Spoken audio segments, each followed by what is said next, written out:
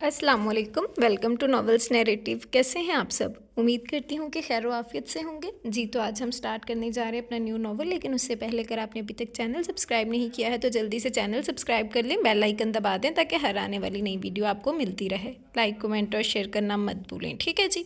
जी, तो जो हम नॉवल स्टार्ट करने जा रहे हैं बहुत ही मज़े का नॉवल है, बहुत कमाल की स्टोरी है। शॉर्ट सा नॉवल है लेकिन बहुत ही मज़े का नॉवल है, यकीनन आप लोगों को पसंद आएगा।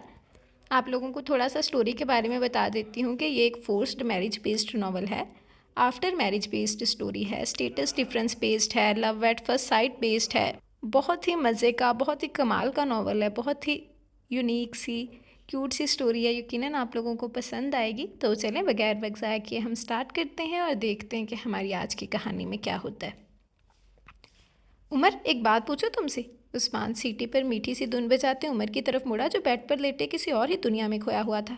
उस्मान की बात पर बगैर उसकी तरफ मुतवज्जो हुए खोए हुए लहजे में बोला, पूछो। उस्मान ने हैरत से उसे देखा, फिर अंदर आते अली के कंधे पर हाथ रख के बोला, यार अली, मुझे लगता है ये अपना भाई उमर कहीं दिल लगा बैठा है। ज़रा गौर किया जाए और हालात का जायज़ा हक़ाइक़ की रोशनी में लिया जाए तो इस मोहब्बत या दिल लगी जो भी है की जड़ें कॉलेज गर्ल्स में मिलती हैं, जहाँ ये पापा जानी के साथ गया था। और पापा जानी चूँकि एक बहुत बड़ी शख्सियत है इसीलिए वहाँ मेहमान खसूसी थे, और पापा जानी का बेटा होने की वजह से उमर अफंदी की वहाँ यानी सिनफ़े नाजुक ने खूब बेज़राई भी की होगी। एम आई राइट मिस्टर उमर अफंदी? आखिर में वो उमर की तरफ मुड़ा तो वो चौंक पड़ा था। क्या मतलब है? मतलब ये कि या तो तुम खुद ही वहाँ दिल दे आए हो, जो मुमकिन तो नहीं, बहरहाल कह लेते हैं, या कोई हसीना खुद ही आपका दिल परांदे से बांध कर ले गई है। उमर भरपूर संजीदगी से गोया हुआ।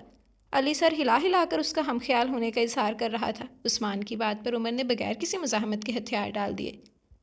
बात तो कुछ ऐसी ही है यार। व्हाट? दोनों एक साथ चिल्लाए। वो भला कैसे यकीन कर लेते कि उमर अफंदी जैसा पत्थर दिल इंसान भी अचानक किसी की मोहब्बत में गिरफ्तार हो सकता है। यार उस्मान, ज़रा मुझे चुटकी काटना ताकि मुझे यकीन हो जाए कि मैं जाग रहा हूँ और ये ख्वाब नहीं है, अली ने कहा तो उस्मान ने बेदर्दी से उसके बाजू पर चुटकी काट डाली। अली तो दर्द से बुलबुला ही उठा और उस्मान को एक मुक्का रसीद किया। कमबख्त, गोश्त निकाल लिया। गलती हो गई, अब की बार हड्डी निकालूंगा, उस्मान का कंधा सहलाते हुए बोला था। बको मत। वैसे मिस्टर उमर, अली बात करते करते उमर की तरफ मुड़ा था, पापा जाने को आपकी शराफत पे बहुत नाज था। अब मुझे इजाज़त दें कि मैं उन्हें आपके कारनामे के मुताल्लिक बताकर आपकी नाम नहाद शराफत का भांडा फोड़ सकूं।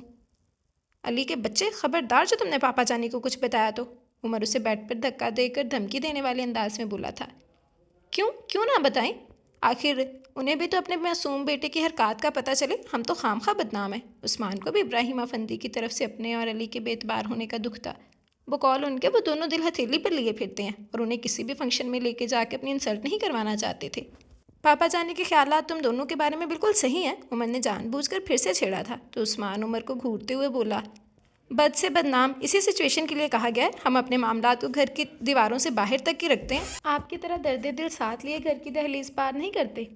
यही तो खफकी है पापा जाने को कि तुम दोनों कली कली मंडाने वाले भवरे हो, शमा की रोशनी के सच्चे परवाने नहीं हो। उमर आंखें बंद करके तसव्वुर में उस महजबीन को लाते हुए बोला तो अली ने गुस्से में कुशन उसे दे मारा। बस फिर क्या था, पूरे कमरे में कुशन मिसाइल की तरह इधर उधर बरसने लगे थे।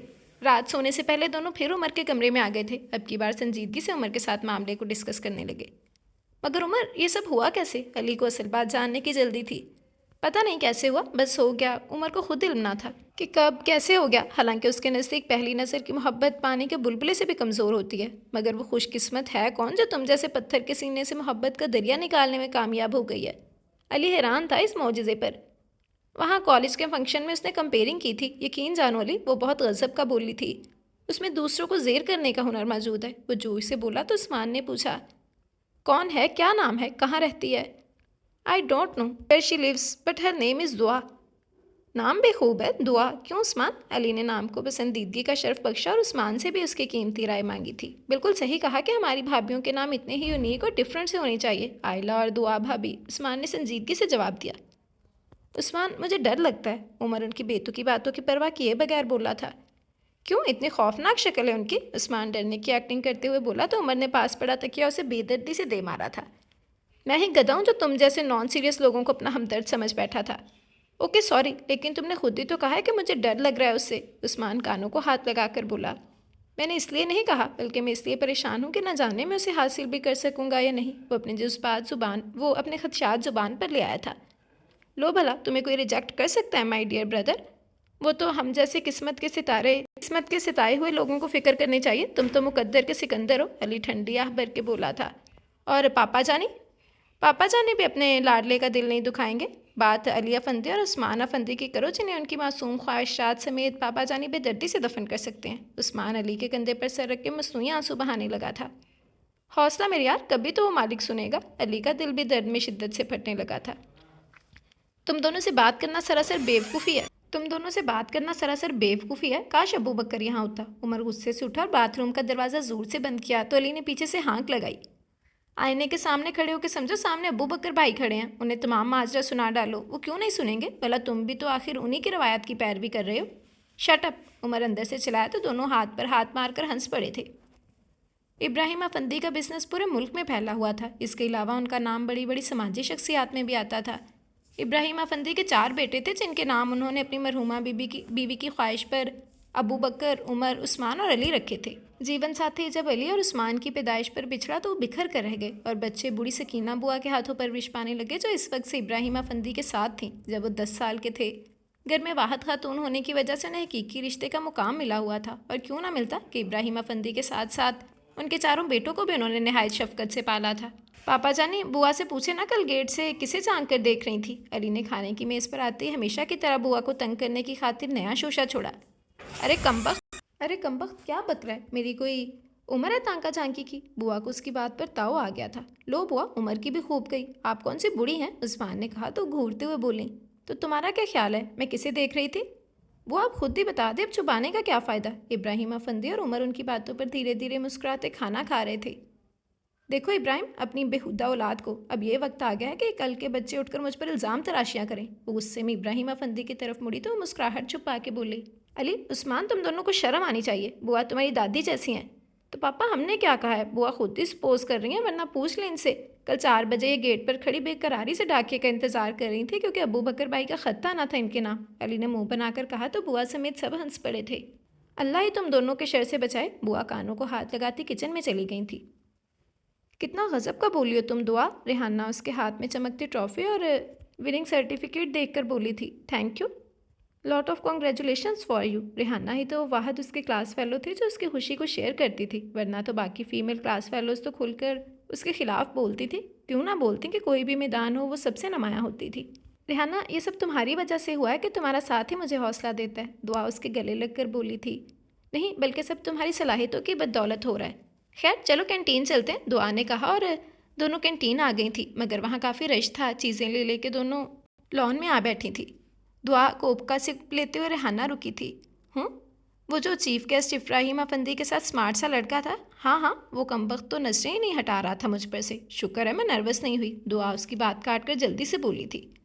یہی بات میں نے بھی نوٹ کی تھی، جب بھی میں اسے دیکھتی وہ تمہیں ہی دیکھ رہا ہوتا تھا، ریحانہ نے تائید کی تھی۔ اور پتہ ہے میں نے تو تب نوٹ کیا جب سامیہ کی بات میرے کان میں پڑی کہ کتنا سمارٹ ہے، مگر یہ بھی اسی کمبخت کو دیکھ رہا ہے، جیسے ہال میں سوائے دعا کے کوئی اور ہے ہی نہیں۔ اچھا جی جناب، بہرحال تھا بہت سمارٹ، شاید ابراہیم افندی کا کوئی قریبی رشتہ دار تھا، کیونکہ ان سے بہت مل رہا تھا۔ ریحانہ نے اندازہ لگایا تھا، پاس سے گزرتا کلاس فیلوز گروپ تنزن ہنس کے بولا تھا۔ رشتہ دار نہیں تھا بلکہ بیٹا تھا، عمر افندی۔ بڑی معلومات ہیں آپ کی، ریحانہ تیکھے انداز میں بولی تو سامیہ نے گردن اکڑا کے جواب دیا، اس لیے کہ وہ ہماری کلاس کا ہے، ہائی کلاس کی معلومات ہمارے پاس نہیں ہوں گی تو کیا لوور کلاس کی لڑکیوں کے پاس ہوں گی؟ وہ دعا کو دیکھ کر ہنس کر بولی تو دعا کو تو گویا آگ ہی لگ گئی تھی۔ مگر ہائی کلاس کے لوگ ہائی کلاس کی کوٹی لڑکیوں کی بجائے معصوم اور سادی لڑکیوں کے دیوانے ہوتے ہیں، ریحانہ نے جواب دیا، کیونکہ دعا تو ان کے منہ لگنا ہی نہیں چاہتی تھی۔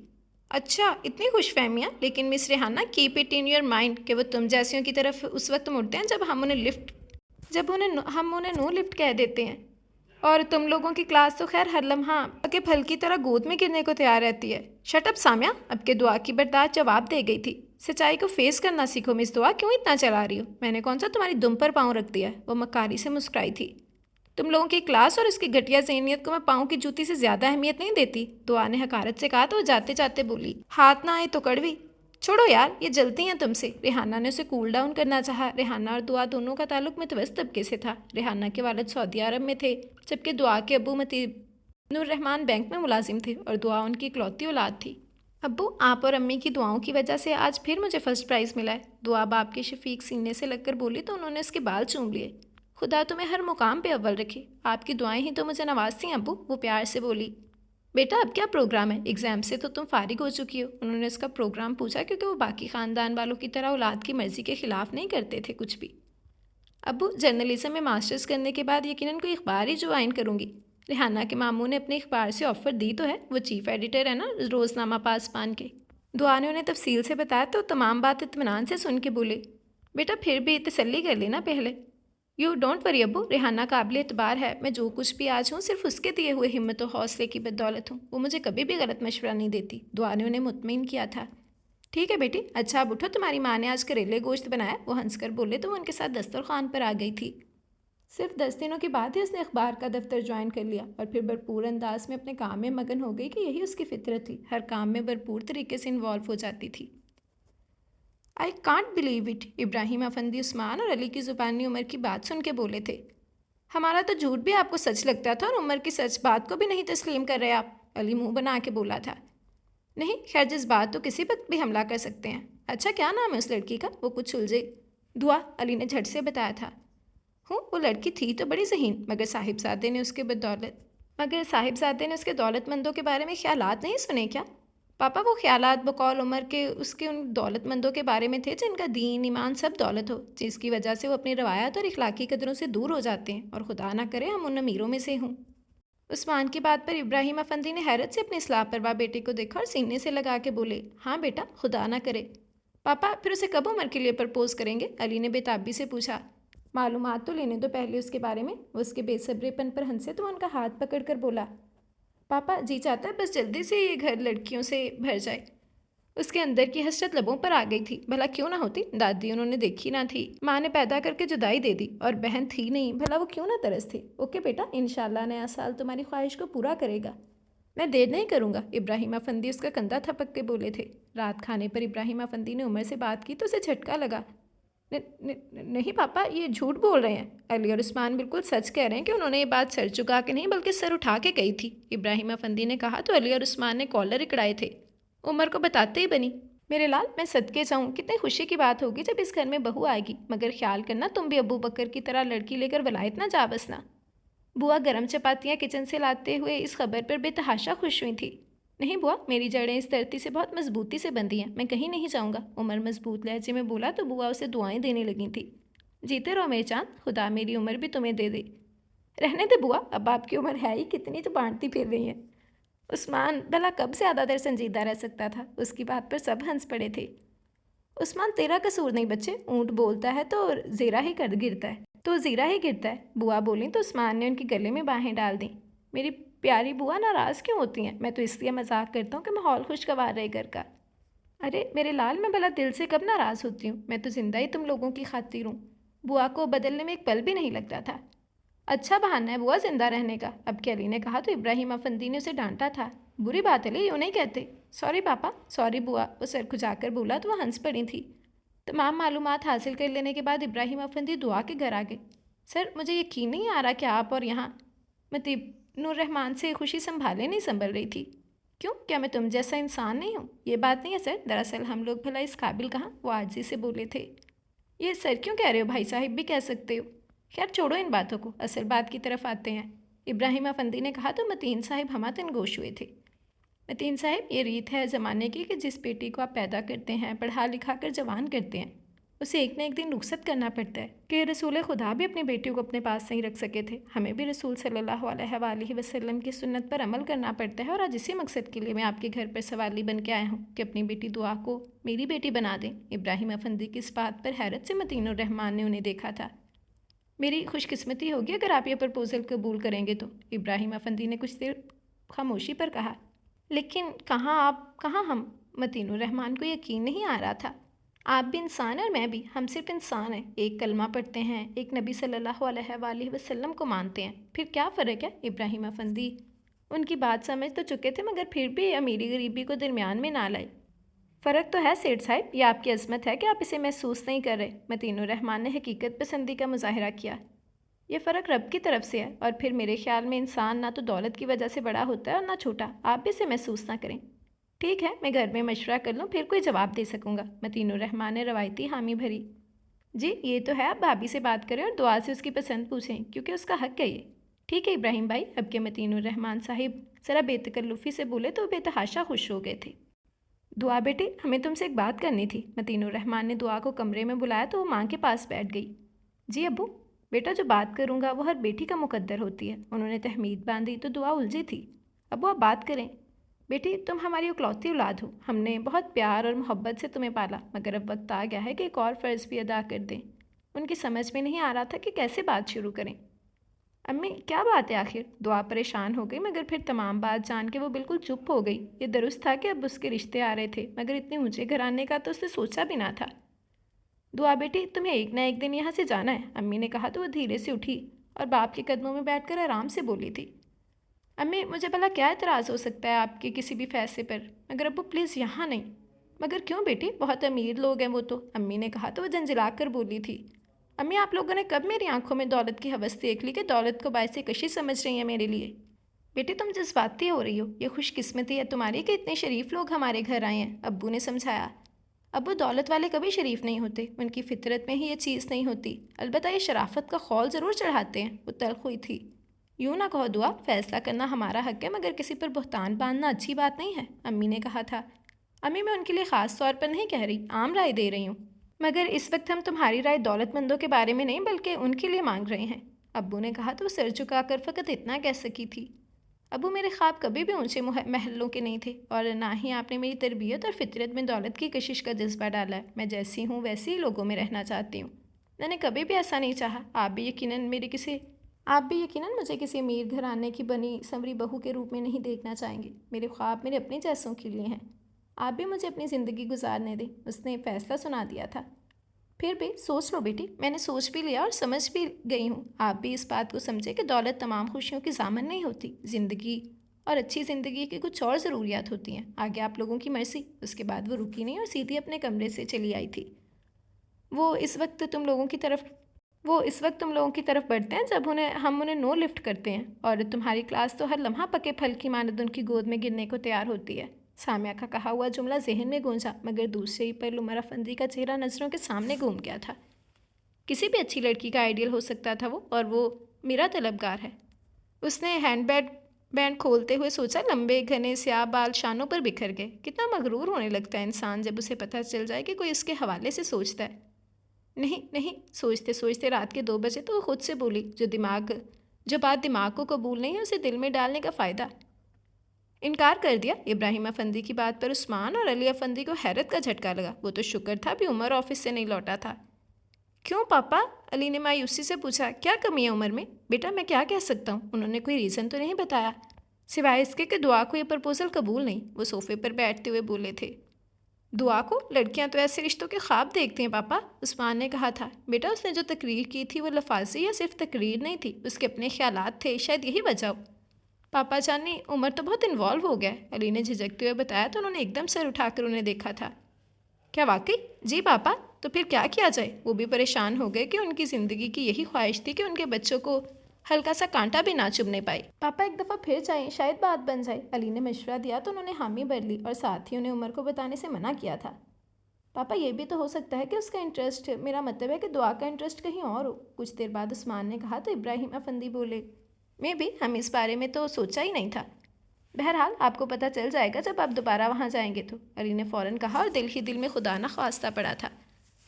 رات کے کھانے کے بعد عمر افندی کے ساتھ ابراہیم افندی حسب معمول واک کے لیے نکلے تو وہ پوچھنے لگا، پاپا جانے کافی دنوں سے کسی کتاب پر ڈسکشن نہیں ہوئی، آپ نے کوئی نئی کتاب نہیں پڑھی ان دنوں؟ ہاں بیٹا، کافی دنوں سے کوئی اچھی کتاب نہیں پڑھ سکا، لیکن اس ویکینڈ کے لیے واصف علی واصف کی قطرہ قطرہ کلزم لی ہے۔ پاپا پڑھ کے مجھے دے دیجیے گا، میں پڑھ کے آپ سے ڈسکس کروں گا۔ اوکے۔ ابراہیم افندی اس کی اپنی طرح ادب سے دلچسپی پر بہت خوش ہوتے تھے، ورنہ ابو بکر، عثمان اور علی تو اردو ادب سے کوئی خاص دلچسپی نہ رکھتے تھے۔ ٹھیک ہے بیٹا۔ پاپا ویسے میں نے واصف علی واصف کی ایک کتاب بھی پڑھی ہے، کیا زبردست کتاب ہے، عمر نے بحث کی ابتدا کی۔ ہاں بیٹا، حقیقت سے قریب لکھنے والے زبردست ہی ہوتے ہیں۔ بابا کبھی کبھی تو یوں لگتا ہے وہ ہمیں ڈیفائن کر رہے ہیں۔ وہ کیسے؟ جیسے ایک جگہ کہتے ہیں جب آنکھ دل بن جاتی ہے تو دل آنکھ بن جاتا ہے۔ پاپا یہ بالکل صحیح بات ہے، یقین کریں آج کل تو میری آنکھ بھی دل اور دل آنکھ بن چکا ہے۔ عمر بیٹا میں بھی تمہاری آنکھوں میں تمہارے دل کی خواہشوں سمیت دھڑکتا تمہارے دل کو خواہشوں سمیت دھڑکتا دیکھ رہا ہوں، مگر بیٹے انسان کو ہر صورتحال کے لیے خود کو تیار رکھنا چاہیے، چاہے وہ زندگی کا عام صحیح معاملہ کیوں نہ ہو۔ زندگی کے بارے میں خواہشات حساب کا سوال تو نہیں ہوتے۔ یہ تو میں جانتا ہوں پاپا، اور نہ ہی ان کا جواب آپ کے سوال کی طرح آ سکتا ہے، مگر بعض معاملات اپنے اختیارات میں ہوتے ہی کب ہیں۔ اس کی بات پر ابراہیم افندی کا دل دکھی ہو گیا۔ وہ بھی مجبور تھے، ہر کام انسان اپنی مرضی کے مطابق نہیں کروا سکتا، کچھ فیصلے قدرت دوسرے کے حوالے بھی کر دیتی ہے۔ اگلے دن وہ دوبارہ متین الرحمن کے سامنے تھے۔ میں شرمندہ ہوں ابراہیم بھائی، مگر دعا راضی نہیں ہے، اور آپ جانتے ہیں کہ معاملے زبردستی کے نہیں ہوتے۔ بالکل میں مانتا ہوں، اور زبردستی کر بھی نہیں رہا، مگر کوئی وجہ بھی تو بتائیں۔ ابراہیم افندی وجہ جاننا چاہتے تھے۔ وجہ وہی ہے، ہمارے اور آپ کے درمیان فرق۔ متین الرحمن نے چھپانا مناسب نہ سمجھا تھا۔ اس کے خیال میں وہ اپنے جیسے لوگوں میں زیادہ خوش رہے گی۔ اگر آپ مناسب خیال کریں تو میں دعا بیٹی سے بات کروں؟ ابراہیم افندی اسے ہر قیمت پر منانا چاہتے تھے۔ اگر آپ سمجھتے ہیں کہ اس کا کوئی نتیجہ نکل سکتا ہے تو یو آر ویلکم۔ متین الرحمن بھی ان کی شرافت کے قائل ہو چکے تھے۔ ٹھیک ہے، میں شام کو آؤں گا، اور واقعی شام کو وہ اس کے سامنے تھے۔ دعا سر جھکائے بیٹھی تھی، متین الرحمن اندر نہ آئے۔ بیٹی تم نے کیوں انکار کیا؟ میرا مطلب ہے کوئی وجہ؟ سر میرے خیال میں رشتہ اپنے جیسوں میں ہی ہو تو مناسب رہتا ہے۔ وہ پڑھی لکھی لڑکی تھی، اپنے خیالات کا اظہار کرنا اچھی طرح جانتی تھی۔ تو کیا ہم اس قابل نہیں کہ تمہارا ہاتھ مانگ سکیں؟ ہم اس قابل نہیں ہیں سر، انہیں کے انداز میں بولی تو وہ سر نفی میں ہلاتے ہوئے بولے۔ پہلے تو تم مجھے سر نہ کہو، میں تمہارا انکل ہوں، اور دوسری بات کہ کسی کو بغیر پرکھے ریجیکٹ کرنا بھی اچھی بات نہیں ہے، انہوں نے سمجھایا تھا۔ انکل میں بہت اچھی طرح جانتا ہوں کہ آج جو آپ اتنی محنت دکھا رہے ہیں، کل یہی آپ کی زبان سے حقارت کے روپ میں نکلے گی۔ آپ کی سوسائٹی کی اقدار ہماری کلاس سے مختلف ہیں، یہی چیزیں کل آپ کو میرا کمپلیکس لگیں گی۔ آپ کچھ عرصے بعد شاید اس تنگ گلی میں آتے ہوئے بھی گھبرائیں، اس تنگ سے گھر میں آپ کا دم گھٹنے لگے۔ میرے خاندان کو اپنے رشتہ داروں سے ملاتے ہوئے آپ کو شرمندگی ہوگی، اور شاید میرے سر پر دوپٹہ آپ کو میرا گوار پن لگے۔ میں بچوں کو مذہب کی طرف راغب کروں گی تو آپ مجھے تنزن ملا نہیں کہیں گے، اور پھر شاید آپ کو بچوں کا ابو کو نانا جان کہہ کر پکارنا بھی ناگوار گزرے۔ نہیں، میں اپنی زندگی اپنے ہی ہاتھوں قابل رحم نہیں بنا سکتی۔ آج اپنی خواہش ہے آپ کی تو آپ کو یہ فرق نہیں لگ رہا، مگر کل یہی فرق زندگیاں چیرن کر دے گا۔ وہ پھٹی تو پڑی، وہ خاموشی سے سنتے رہے، اسے کھل کر بولنے دیا۔ بیٹی شادی تو تم جہاں بھی کرو گی جوا ہی ہوگا، ہار جیت کے چانسز ہر جگہ 50-50 ہی ہوں گے، لیکن تم سے ایک درخواست ہے، ہمیں دولت کے ترازو میں نہیں بلکہ انسانیت محبت کے ترازو سے تولو۔ اور ایک بات اور، دولت جب حلال طریقے سے کمائی جائے تو انسان کو انسان رہنے میں کوئی تکلیف نہیں ہوتی۔ دولت ان لوگوں کے خون کا رنگ بدلتی ہے جو جائز ناجائز طریقوں سے اسے حاصل کریں۔ میں اور میرے بیٹے صرف محبت کرنا جانتے ہیں، اور محبت بھرے دل توڑنا گناہ ہوتا ہے۔ تم یقین کرو بیٹی، میرے گھر میں تمہارے انکار سے سوگ کی سی کیفیت ہو گئی ہے۔ تو گیا آپ لوگ اپنی خوشی کے لیے اپنی مرضی کا فیصلہ چاہتے ہیں؟ نہیں، یہ بات نہیں، مگر بغیر کسی وجہ کے اپنی خوشیاں لٹتے بھی نہیں دیکھ سکتے۔ میری بھی ہر والد کی طرح خواہش ہے کہ میرے بیٹے کی خواہش حسرت نہ بنے۔ خدا گواہ ہے کہ میں غلط فیصلہ تمہارے لیے بھی نہیں کر رہا، اس لیے کہ میری اگر بیٹی نہیں ہے تو اس کا مطلب یہ بھی نہیں ہے کہ مجھے بیٹیوں کی عزت اور زندگی کی پرواہ نہیں۔ تمہارے بارے میں بھی میں اتنا ہی مخلص ہوں جتنا اپنی سیگی بیٹی کے متعلق ہوتا۔ انہوں نے یقین دلانا چاہا، مگر وہ چاہتے ہوئے بھی تسلیم نہیں کر سکتی تھی۔ وہ مایوسی سے وہاں سے چلے گئے۔ بیٹا عمر، ہم کسی کی فطرت نہیں بدل سکتے، اور اس کی فطرت میں دولت مندوں سے نفرت شامل ہے، ابراہیم افندی نے تمام معاملات اسے بتا کے سمجھایا۔ عمر چپ چاپ سنتا رہا اور پھر اپنے کمرے میں چلا آیا۔ میں نے تو کبھی بند آنکھوں سے خواب نہیں دیکھے تھے دعا کہ ان کی تعبیر مجھے رلا دے۔ کبھی وہ دعا نہیں مانگی تھی جو بد دعا بن کے لوٹ آئی۔ تم سوکھی ریت تو نہیں تھی جو میری مٹھی سے پھسل جاتی، تم تو میری گیلی آنکھوں کا روشن خواب تھیں، میری سانسوں سے نکلنے والی اور میرے لبوں سے مانگی جانے والی پہلی دعا تھی۔ سیمٹ ملی وہ ریت تھیں جس سے مجھے اپنے دل کی عمارت چننی تھی۔ میں نے اپنے اور تمہارے درمیان صرف نظر کا فاصلہ سمجھا تھا، مگر دل کے تو مقدر میں ہی چوٹ کھانا لکھا ہے، پھر یہ کمبخت میرا دل کیسے بچتا؟ ساری رات وہ تڑپتا رہا۔ ابراہیم افندی نے عثمان اور علی کو بھی ابھی اس سے اس معاملے کو ڈسکس کرنے سے منع کیا تھا۔ وہ چاہتے تھے وہ اپنے اندر کا غصہ تنہائی میں نکال لے۔ تنہائی سے گھبرا کر اس نے ڈیک آن کر دیا تھا۔ محمد علی شہکی کا خوبصورت گیت گونجا تو اسے یوں لگا گویا اس کے لیے ہو۔ ہم رات بہت روئے، بہت آہو فغاں کی، دل درد سے بوجھل ہو تو پھر نیند کہاں کی۔ اس گھر کی کھلی چھت پہ چمکتے ہوئے تاروں، کہتے ہو وہاں جا کے کوئی بات یہاں کی۔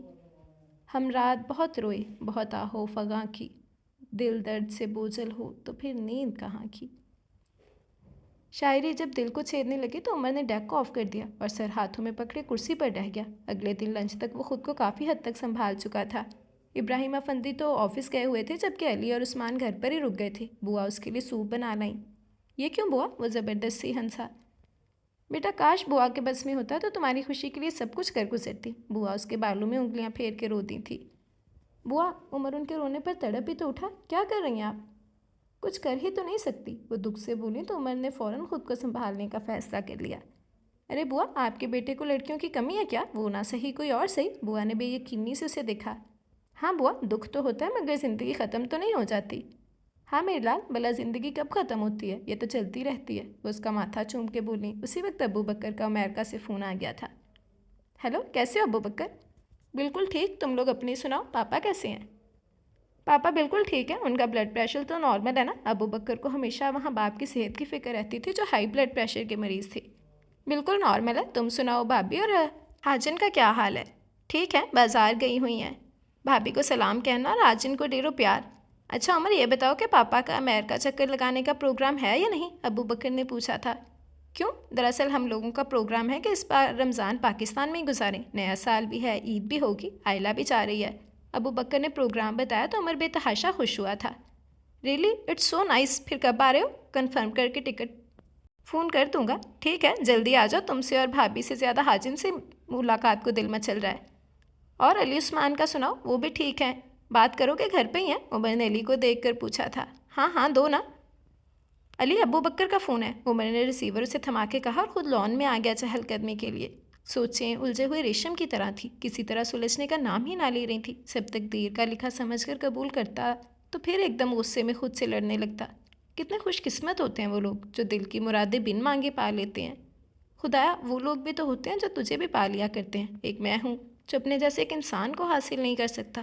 وہی پہنچ سے دور کیوں ہو جاتا ہے جو خواہش بن جائے؟ خواہشیں حسرتیں ہی کیوں بن جاتی ہیں؟ کیا مجھے بھی اپنی حسرتوں کا مزار بنا لینا چاہیے؟ میں جو بن مانگے پانے کا عادی تھا، جب مانگا تو جولی خالی ہی رہی۔ کیا مجھے اس سے ملنا چاہیے؟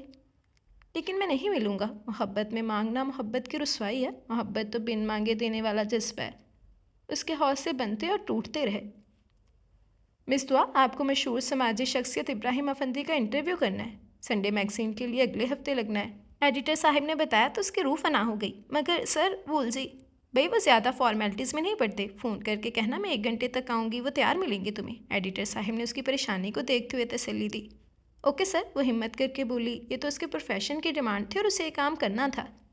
ساری رات عجیب سی بےکلی رہی۔ آخر وہ اس شخص کے گھر جا رہی تھی جو راتیں اس کے لیے جاگتا ہے، اس کے خواب جاگتے میں بھی دیکھتا ہے، اور یہ بات حقیقت تھی کہ وہ بھی نہ چاہتے ہوئے بھی اسے سوچتی تھی۔ وہ اتنا ہی طاقتور تھا کہ اجازت طلب کرتا بھی نہیں تھا۔ اگلے دن اس نے آفس میں فون کر کے بات کی تو ابراہیم افندی نے اسے شام 5 بجے کا وقت دے دیا، اس بات سے بے خبر کہ ان سے اپائنٹمنٹ لینے والی لڑکی کون ہے۔ شام کو وہ دھڑکتے دل کے ساتھ ان کے گیٹ پر آئی تو بہت بڑا اور خوبصورت محل نما گھر اس کے سامنے تھا۔ عمارت کی ایک اینٹ عمارت کے مکینوں کے اعلیٰ ذوق کا مظہر تھی۔ ملازم اسے اور اس کے ساتھ آئے فوٹوگرافر کو اندر ڈرائنگ روم میں لے آیا تھا۔ بیٹھے آپ، ملازم نے کہا اور باہر نکل گیا تھا۔ وہ نروس ہو رہی تھی، بات صرف اگر ابراہیم افندی سے انٹرویو کی ہوتی تو شاید وہ بہت اعتماد سے وہاں بیٹھی ہوتی، مگر یہ سوچ کر ہی دل سوکھے پتے کی مانند کانپ رہا تھا کہ اس نے اس گھر کے پرپوزل کو ریجیکٹ کر دیا۔ بوا جی، بوا کہاں ہیں آپ؟ ٹی وی لاؤنج سے آوازیں آنے لگیں۔ کیا ہے لڑکے، کیوں ہلائے دے رہے ہو؟ لے بوا، میں نے کب آپ کو ہلایا ہے؟ شوق سی آواز گونجی۔ تم نے عثمان مجھے بہت تنگ کر رکھا ہے، اب تو جی چاہتا ہے تو میں چھوڑ کے ہی چلی جاؤں۔ بوا کی آواز میں ناراضگی تھی۔ بوا کوئی نئی بات تو نہیں ہوگی جو آپ چھوڑ کے چلی گئی تو؟ ہماری تو تقیبہ نے بھی پاس رکھنا گوارا نہیں کیا۔ اب کے بولنے والے کی آواز بھر آ گئی تھی اور جواب میں بوا کی آوازیں میں بھی واضح تڑپ تھی۔ میری چاند کیوں دل دکھانے والی بات کرتا ہے؟ میں تو یہی دعا کرتی ہوں کہ میرا دم بھی تمہارے ہاتھوں میں نکلے۔ بوا، یہ چپکے سارا پیار عثمان کو کیوں دیا جا رہا ہے؟ ہمارا بھی حق ہے۔ اب کی ایک اور آواز آئی تھی۔ چھوٹے صاحب مہمان آئے ہیں اور بڑے صاحب ابھی تک نہیں آئے، ملازم نے انہیں بتایا۔ کریم، کون مہمان ہے؟ عمر صاحب اخبار سے انٹرویو کے لیے آئے ہیں۔ تو پاپا جانی نے ٹائم دے رکھا تھا کیا؟ جی صاحب نے مجھے فون کر کے بتایا تھا، ملازم نے جواب دیا۔ پھر تو پاپا کو پہنچنا چاہیے تھا۔ خیر میں اٹینڈ کرتا ہوں۔ کچھ دیر بعد پردہ ہٹا اور عمر افندی دروازے پر ہی کھڑا رہ گیا۔ دعا گھبرا کر اٹھی، گیٹ عبور کرتے ہوئے سے توقع تو تھی کہ اس کا سامنا ہو سکتا ہے، مگر اب یوں لگ رہا تھا جان بس نکلنا ہی چاہتی ہے۔ عمر، پاپا کے آنے تک ہم انٹرویو دے دیتے ہیں، عثمان اور علی تیزی سے اندر آتے ہوئے بولے تو وہ دونوں چونک۔ عمر افندی خود کو سنبھال کے بولا، آپ یہاں دعا بیٹھیں، پاپا 15 منٹ تک آئیں گے، تب تک عثمان اور علی آپ کو کمپنی دیں گے۔ عثمان اور علی بھی نام دعا پر چونکے تھے ایک پل کو۔ آپ دعا ہیں؟ علی نے حیرت سے پوچھا تو دعا نے جواب دیے بغیر سر جھکا لیا۔ پلیز آپ بیٹھیں۔ عثمان نے موقع کی نزاکت کو بھانپتے ہوئے عقلمندی کا مظاہرہ کیا کہ اس کے ساتھ فوٹوگرافر بھی تھا۔ تھینک یو، دعا نے بیٹھتے ہوئے کہا تو فوٹوگرافر عثمان کی طرف مڑ کے بولا، اگر آپ مائنڈ نہ کریں تو میں آپ کے گھر کی کچھ فوٹوگرافس لے لوں؟ Why not, you are welcome. بھلا عثمان کیسے انکار کرتا، دل کی بات پورے ہونے پر، کہ وہ چاہتا تھا کہ عمر اور وہ بات کر لیں ایک دفعہ۔ آئی، میں اور علی آپ کو گائیڈ کرتے ہیں۔ وہ اسی لیے باہر نکل گیا تو عمر کچھ توقف کے بعد بولا، دعا بغیر کسی وجہ کے کسی کو ریجیکٹ کر دینا انصاف تو نہ ہوا؟ عدالت بھی بغیر جرم سنے سزا نہیں سناتی۔ وہ جانتے تھے کہ وہ کس حوالے سے بات کر رہا ہے۔ آپ کا کیس اس لیے چاہتی نہیں کہ ایک تو یہ کیس میرے لیے بیکار تھا اور دوسرے میرے حد اختیار سماعت میں بھی نہ تھا۔ دل اپنے مقدمے کے لیے کسی اختیار یا سماعت کو نہیں تسلیم کرتا، یہ جہاں چاہے اپنا کیس فائل کر سکتا ہے، وہ سنجیدگی سے بولا تھا۔ یک طرفہ جذبے آپ زبردستی کسی دوسرے پر ڈال کے دو طرفہ نہیں کر سکتے۔ مجھے افسوس ہے میں آپ سے معاشرت کرتی ہوں کہ یہ میرا آخری فیصلہ ہے، مگر کوئی وجہ بھی تو ہو۔ وجہ تو سامنے ہے، مگر اپنی آنکھیں بند کر رکھی ہیں، وہ ہنس کے بولی تھی۔ باخدا مجھے نہیں پتا۔ تو پھر سنیں، آپ ایک بہت بڑے سیٹ کے بیٹے ہیں جبکہ میں ایک معمولی ملازم کی بیٹی ہوں۔ آپ دولت مند ہیں جبکہ میں ایک غریب لڑکی ہوں، وہ تلخی سے بولی۔ یہ دولت کہاں سے آ گئی درمیان میں؟ وہ غصے سے بولا تو دعا اس کے چہرے پر نظریں جما کے بولی، یہ دولت ہی تو ہے درمیان میں۔ جب میں اس کی پرواہ نہیں کر رہا، میرے خاندان والے نہیں کر رہے، تو تم کیوں اسے ریزن بنا رہی ہو؟ اس لیے کہ میں حقیقت پسند ہوں، اور دوسری بات یہ کہ میرا حق ہے اپنے بارے میں اپنی مرضی سے فیصلہ کر سکوں۔ تو تم دولت والوں کو نفرت کی نگاہ سے دیکھتی ہو، اس لیے تم نے یہ فیصلہ کیا ہے؟ وہ اٹھتے ہوئے بولا، ہاں کرتی ہوں میں دولت مندوں سے نفرت، اس لیے کہ اسی دولت کے مینار میں ہماری آرزوؤں کو دفن کر کے اتنے اونچے ہو جاتے ہیں کہ مینار ہمیں اپنی حسرتوں اور خواہشوں کا مزار نظر آتا ہے۔ ہم آسمان کی بلندیوں کو چھوتے آپ لوگوں کو زمین پہ بیٹھ کے صرف حسرت سے دیکھ سکتے ہیں، آپ کی پوجا کر سکتے ہیں۔ ہمیں ہاتھ دے کر اوپر نہ بلائیں، نہ جانے کب دل بڑھ جائے اور آپ پل بھر نہ لگائیں ہمیں زمین پر گرانے میں۔ دعا تم بدگمان ہو، اور زندگی اور خوشیوں کی ضمانت تو صرف خدا تعالیٰ کی ذات ہی دے سکتی ہے، انسانوں کا کام نہیں ہے۔ بہرحال میں اپنی خواہشوں کو تم پر مسلط نہیں کروں گا، مگر ثابت کروں گا کہ دولت والے ہمیشہ ایک سے نہیں ہوتے۔ تم چائے پیو۔ وہ بات ختم کر کے ٹرالی اس کی طرف بڑھا کے بولا تھا، پاپا ابو بکر بھائی کا فون آیا تھا، وہ پاکستان آ رہے ہیں۔ عثمان نے ناشتے کی ٹیبل پر بتایا تو ابراہیم افندی خوشی سے بولے، واقعی کب آ رہا ہے ابو بکر؟ کیا آئلہ اور حاجن بھی آ رہی ہیں؟ جی پاپا، اس بار وہ رمضان، نیا سال اور عید ہمارے ساتھ ہی منائیں گے، علی نے کہا تو ان کا دل خوشی سے بھر گیا تھا۔ صبح بخیر پاپا۔ عمر آیا تو ابراہیم افندی نے بھی اختیار اس کے چہرے پر نظریں ڈالی اور زبردستی مسکرائے تھے۔ جیتے رہو، بیٹھو۔ اوکے پاپا، ہم چلتے ہیں۔ اور علی اور عثمان اجازت لے کے چلے گئے تو ابراہیم افندی اس کی طرف مڑے تھے۔ تم نے کل دعا سے بات کی تھی؟ جی پاپا، اس نے سر جھکا کے اعتراف کیا۔ تو وہ جانتے تھے مگر پھر بھی پوچھا، تو وہی پاپا، نتیجہ صفر۔ اس کی نفرت یا محبت انسانوں سے نہیں بلکہ دولت سے ہے، سو انسانوں کی قسمت کا فیصلہ ان کے پاس موجود دولت سے کر رہی ہے، اور ہماری بے تحاشا دولت اس کی نفرت کی بنیاد ہے۔ وہ ہتھیلی پر انگوٹھا رگڑتے ہوئے بولا جیسے دولت کو ہاتھ کے میل کی طرح اتارنے کی کوشش کر رہا ہو۔ عمر پھر کیا کر سکتے ہیں ہم بیٹا؟ پاپا رات میں کافی سوچتا رہا ہوں، بات مناسب تو نہیں ہے مگر اگر آپ اجازت دے تو۔ وہ جان بوجھ کے رکا۔ بولو بیٹا۔ پاپا اگر اسے بتایا ہی نہ جائے اور شادی ہو جائے، پھر میں اسے منا لوں گا۔ ابراہیم افندی نے پہلی دفعہ اس کے منہ سے کوئی بے تکی بات سنی تھی۔ پاپا پلیز، یہ میری زندگی کا سوال ہے۔ وہ ان کے ہاتھ تھام کر بے بسی سے بولا تو ابراہیم افندی تڑپ اٹھے تھے، مگر بیٹا وہ اور بدگمان ہو جائے گی۔ پاپا میں اسے منا لوں گا، آئی سویئر پاپا، میں اسے منا لوں گا اپنی محبت کی بنیاد پر، وہ بے قراری سے کہہ رہا تھا۔ ابراہیم افندی نے حامی بھر لی۔ بیٹا تمہاری خاطر مجبور ہو گیا ہوں، حالانکہ دل مان نہیں رہا۔ تھینک یو پاپا، تھینک یو سو مچ۔ وہ خوش ہو گیا۔ ابراہیم افندی متین الرحمان سے دعا کی غیر موجودگی میں ملے، ہر طریقے سے انہیں مطمئن کیا۔ وہ تذبذ میں تھے کہ انہیں ابراہیم افندی اور ان کے بیٹوں کے بارے میں اچھی شواہدیں ملے تھے اور بیٹی بدزن تھی۔ متین الرحمان نے رات نماز استخارہ پڑھی کہ وہ کوئی بھی اندھا فیصلہ نہیں کرنا چاہتے تھے۔ جواب میں انہیں اشارہ ہوا کہ فیصلہ نیک ہے، بس انہوں نے ابراہیم افندی کا فیصلہ قبول کر لیا اور حامی بھر لی۔ ابراہیم افندی نے وقتی طور پر عمر کے لیے ایک فلیٹ خرید لیا تھا تاکہ دعا کو وہ راضی اور ہنسی خوشی اپنے گھر لے آئے، بدگمانی نہ ہو۔ ابو بکر اگلے ہی ہفتے عائلہ اور آجن کے ساتھ آ گیا اور صرف ایک ماہ کے اندر وہ دلہن بن کر عمر افندی کے فلیٹ میں آ گئی۔ دیکھا دعا، میری محبت جیت ہی گئی آخر۔ عمر افندی کی آواز پر دعا نے جھٹکے سے گھونگھٹ الٹا۔ دعا تم میری زندگی کی سب سے سچی دعا تھی، کیسے رائے گا جاتی؟ عمر اس کا ہاتھ تھام کر بولا تو دعا ہاتھ جھٹک کر دور ہو گئی اور غصے سے بولی، ڈونٹ ٹچ می، پلیز دعا میری بات تو سنو۔ کچھ نہیں سننا میں نے، تم نے دھوکہ کیا ہے، تم دولت والوں کی فطرت میں ہی دھوکہ ہے، تم نے ہم سے ایک دفعہ پھر دھوکہ کیا ہے۔ وہ چیختے چیختے رو پڑی۔ عمر نے اسے سمجھانا چاہا مگر وہ کسی طرح قابو میں نہیں آ رہی تھی۔ پلیز دعا، خام خواہ کے خدشوں سے زندگی کو مشکل نہ کرو، میری محبت اور چاہت پر اعتبار کرو، دیکھو میری طرف۔ मैं कुछ देखना नहीं चाहती, मुझे घर जाना है, वो रखाई से बोली थी। घर तो अब तुम्हारा यही है। वो गुस्से से उठी और दरवाजे की तरफ बढ़ी। उमर ने जल्दी से पकड़ा और कंधों से थाम कर झंझोड़ते हुए कहा, कहाँ जा रही हो? क्यों खुद को और मुझे तमाशा बना रही हो? ज़रूर तमाशा बनेगा जब ये तुम्हारा फ्रॉड खुलेगा। छोड़ो मुझे, जाने दो, मुझे अपने अब्बू के पास जाने दो, वो खुद को छुड़वाते हुए बोली थी। तुम्हारी उम्र अब अब्बू के घर नहीं बल्कि शौहर के घर रहने की है डियर, और ये तुम्हारे शौहर का घर है, इसलिए अब तुम्हें यहीं रहना है, उमर ने समझाना चाहा। मैं यहाँ किसी कीमत पर नहीं रहूँगी, मुझे जाने दो, मैं अब्बू को तुम लोगों के फ्रॉड का बताऊँगी। वो फिर से रोने लगी थी। वो सब जानते हैं। उमर की बात पर दुआ ने बेतबारी से उसे देखा और नफ़ी में सिर हिलाकर बोली, ये हो ही नहीं सकता, मेरे अब्बू ऐसा नहीं कर सकते। क्या बुरा किया उन्होंने बेटी को अपने घर का करके? ये आपका हेडेक नहीं है, मेरा और अब्बू का मामला है, वो टिश्यू से नाक साफ करते हुए बोली थी।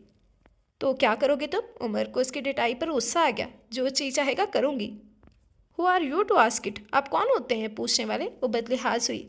Okay as you wish. Umar गुस्से से मेज़ को ठोकर लगाते हुए कमरे से बाहर आ गया। अबू बकर और आयला इसी सूरत हाल के पेश नज़र उसके फ्लैट में रुके थे। इब्राहिम अफंदी अली और उस्मान कुछ देर पहले ही घर गए थे। बगैर दुआ से मिले कि वो सब मिलेंगे, शायद वो भी उसका सामना नहीं करना चाहते थे। उमर तुम यहाँ क्या कर रहे हो? अबू बकर किचन की तरफ आया तो उसे सोफे पर बैठे देखकर परेशानी से पूछा था। अबू बकर उस लड़की का दिमाग तो बिल्कुल ख़राब है, वो झंझलाकर बोला और अबू बकर उसके पास उसे समझाने के अंदाज में बैठ गया। उमर कूल डाउन यार, तुम खुद को उसकी जगह रख कर सोचो। इस तरह की यार मुतवक्को सूरत हाल तुम्हारे साथ हुए होती तो तुम्हारा क्या रद्द अमल होता? तुम भी यूँ ही करते। तो फिर कैसे उसे समझाऊँ? वो तो परों पर पानी भी नहीं पड़ने देती, वो बेचारगी से बोला था।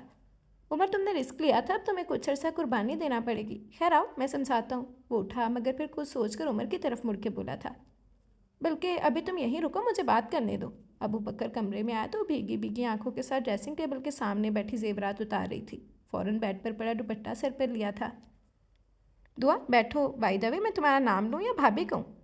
उम्र में तो तुम मुझसे छोटी हो, मगर रिश्तों से पुकारने में उनके तकद्दुस में इजाफा होता है, अबू बकर प्यार से बोला, मगर वो बगैर जवाब दिए बेड के किनारे पर बैठ गई। दुआ मैं जानता हूँ कि तुम अपने इस घर में आने के तरीक़ेकार पर नाराज़ हो, मगर तुम्हारे खुदशात बेबुनियाद थे। अब इस हकीकत को तस्लीम कर लो कि तुम उमर अफंदी की बीवी हो। खामखा की टेंशन से क्या फ़ायदा? दुआ के आंसू टिप टिप गिरने लगे तो अबू बकर को दुख हुआ और उसके सर पर हाथ रख के बोला था, मत रो दुआ, उमर बहुत अच्छा है, यकीन जानो हर दौलतमंद आदमी बुरा नहीं होता। होता है बुरा, वही करता है जो उसे पसंद हो, दूसरों की जज्बात की कोई परवाह नहीं करता। वो रूहानसी हो गई। अबू बकर को उसके दुख पर शदीद अफसोस हुआ। उसके चेहरे को ऊपर करके बोला, दुआ इधर देखो मेरी तरफ। क्या मेरी सूरत में तुम्हें अपना भाई नज़र नहीं आ रहा? क्या तुम तवक्को कर सकते हो कि मैं तुम्हारे साथ कोई ज़्यादती होने दूंगा? मेरी कोई बहन नहीं है, मगर यकीन जानो मेरे पास बेतहाशा प्यार है, जो उमर अली और उस्मान की दुल्हनों के लिए है, जो मेरी भाभियाँ कम और बहनें ज़्यादा होंगी। तो फिर आपने अपने भाई को फेयर गेम खेलने का मशवरा क्यों नहीं दिया? क्या ये इखलाकी और मजहबी नुक्ता नज़र से किसी तौर भी मुनासिब था? मैं तो कुछ दिन पहले अमेरिका से आया हूँ, लेकिन फिर भी ये कहूँगा कि जब मोहब्बत करने वालों को बेवजह सज़ा दी जाए तो वैसे अक्सर हो जाया करते हैं, और उमर तुमसे बहुत ज़्यादा मोहब्बत करता है। सज़ा बेवजह कभी नहीं होती, और वजह आप जानते हैं, मगर अब तो जो होना था हो चुका। अब ज़िद और परेशानी का क्या फ़ायदा? क्यों क्यों ज़िद ना करूं, शोर ना मचाऊं अपनी बेवकूफ़ी का? क्या मेरी यहाँ मौजूदगी इस बात का सबूत नहीं है कि मेरे खदशात बिल्कुल सही थे? आप लोग अपनी दौलत के बलबूते पर अपनी ख्वाहिश पूरी कर लेते हैं, इंसान को दुकान पर बिकने वाले खिलौने की तरह ख़रीद लेते हैं। वो तलखी से बोली, दुआ तुम्हारी यहाँ मौजूदगी को मैं अपने भाई की बेइंतहा मोहब्बतों का सबूत क्यों ना समझूं? मैं हमेशा तस्वीर का रोशन पहलू देखने का आदी हूँ। हाँ मेहनत, वो मुँह बिगाड़ कर बोली। बहरहाल मैं इतना तो जान गया हूँ कि मेरी बहन अपने भाई का मान नहीं तोड़ेगी। अबू बकर ने अपनाइयत से कहा तो वो चुप हो गई थी। प्लीज़ उमर को ज़्यादा परेशान ना करो, वो जाते जाते बोला तो वो खामोश ही रही थी। वलीमे से अगले दिन अब्बू अम्मी उसे लेने आए तो उसने जाने से इनकार कर दिया। उमर उसके कोरे जवाब पर शर्मिंदा हो गया। दुआ किस बदतमीज़ी से बोल रही हो तुम अंकल आंटी से? आप दरमियान में ना बोलें, ये मेरा और उनका मामला है, वो बदतमीज़ी से बोली तो उमर खामोश हो गया। मुझे सिर्फ ये बताएं कि क्या ये सच है कि आपको सब इल्म था? वो संजीदगी से उनके सामने सरापा सवाल बन गई तो वो भला इनकार कैसे करते? हाँ ये सब हमारी मर्ज़ी से हुआ है। मतीनुर रहमान की बात पर वो जल बुन ही तो गई थी। ऐसे कौन सी बात थी उनमें कि ये आपकी बेटी से ज़्यादा अजीज़ हो गए अब्बू? वो उमर की तरफ इशारा करके बोली। आपके नज़दीक बेटी की खुशी की कोई अहमियत ना थी, या फिर आप भी उनकी दौलत का शिकार हो गए? अबू बेटी का सौदा तो नहीं कर बैठे कहीं आप? दुआ, उमर की बर्दाश्त जवाब देकर वो उससे से आगे बढ़ा था। उमर बेटा, माँ का दिल तड़प उठा और फ़ौरन आगे बढ़ी और दुआ को सीने से लगा लिया। मत बचाएं मुझे, अभी तो आपको इस शख्स की और भी बहुत सी बातें बर्दाश्त करनी पड़ेंगी। दुआ माँ से दूर होकर चिल्लाई। مجھے سچ سچ بتائیں ابو، کتنے میں گروی رکھا ہے مجھے، تاکہ میں آپ کی خاطر اس کا ہر وار چپ چاپ سہ لوں۔ وہ چہرہ ہاتھوں میں چھپا کے تڑپنے لگی۔ عمر کو اتنی جلد بازی پہ افسوس ہوا کہ اسے حق تھا اپنے والدین سے شکوہ کرنے کا۔ وہ پشیمانی کا بوجھ لیے وہاں سے نکل گیا تھا۔ دعا بیٹی، ہم نے تمہارے اچھے مستقبل کی خاطر یہ فیصلہ کیا تھا، امی نے ڈرتے ہوئے کہا تو وہ چلائی۔ چلے جائیں آپ لوگ یہاں سے، کوئی رشتہ نہیں ہے میرا آپ سے، آپ نے مجھے شکست دے دی ہے، میں آپ کو کبھی نہیں ملوں گی، کوئی رابطہ نہیں رکھوں گی آپ سے، اور اگر آپ لوگ یہاں دوبارہ آئے تو میں خودکشی کر لوں گی، وہ کہہ کر کمرے میں چلی آئی تھی۔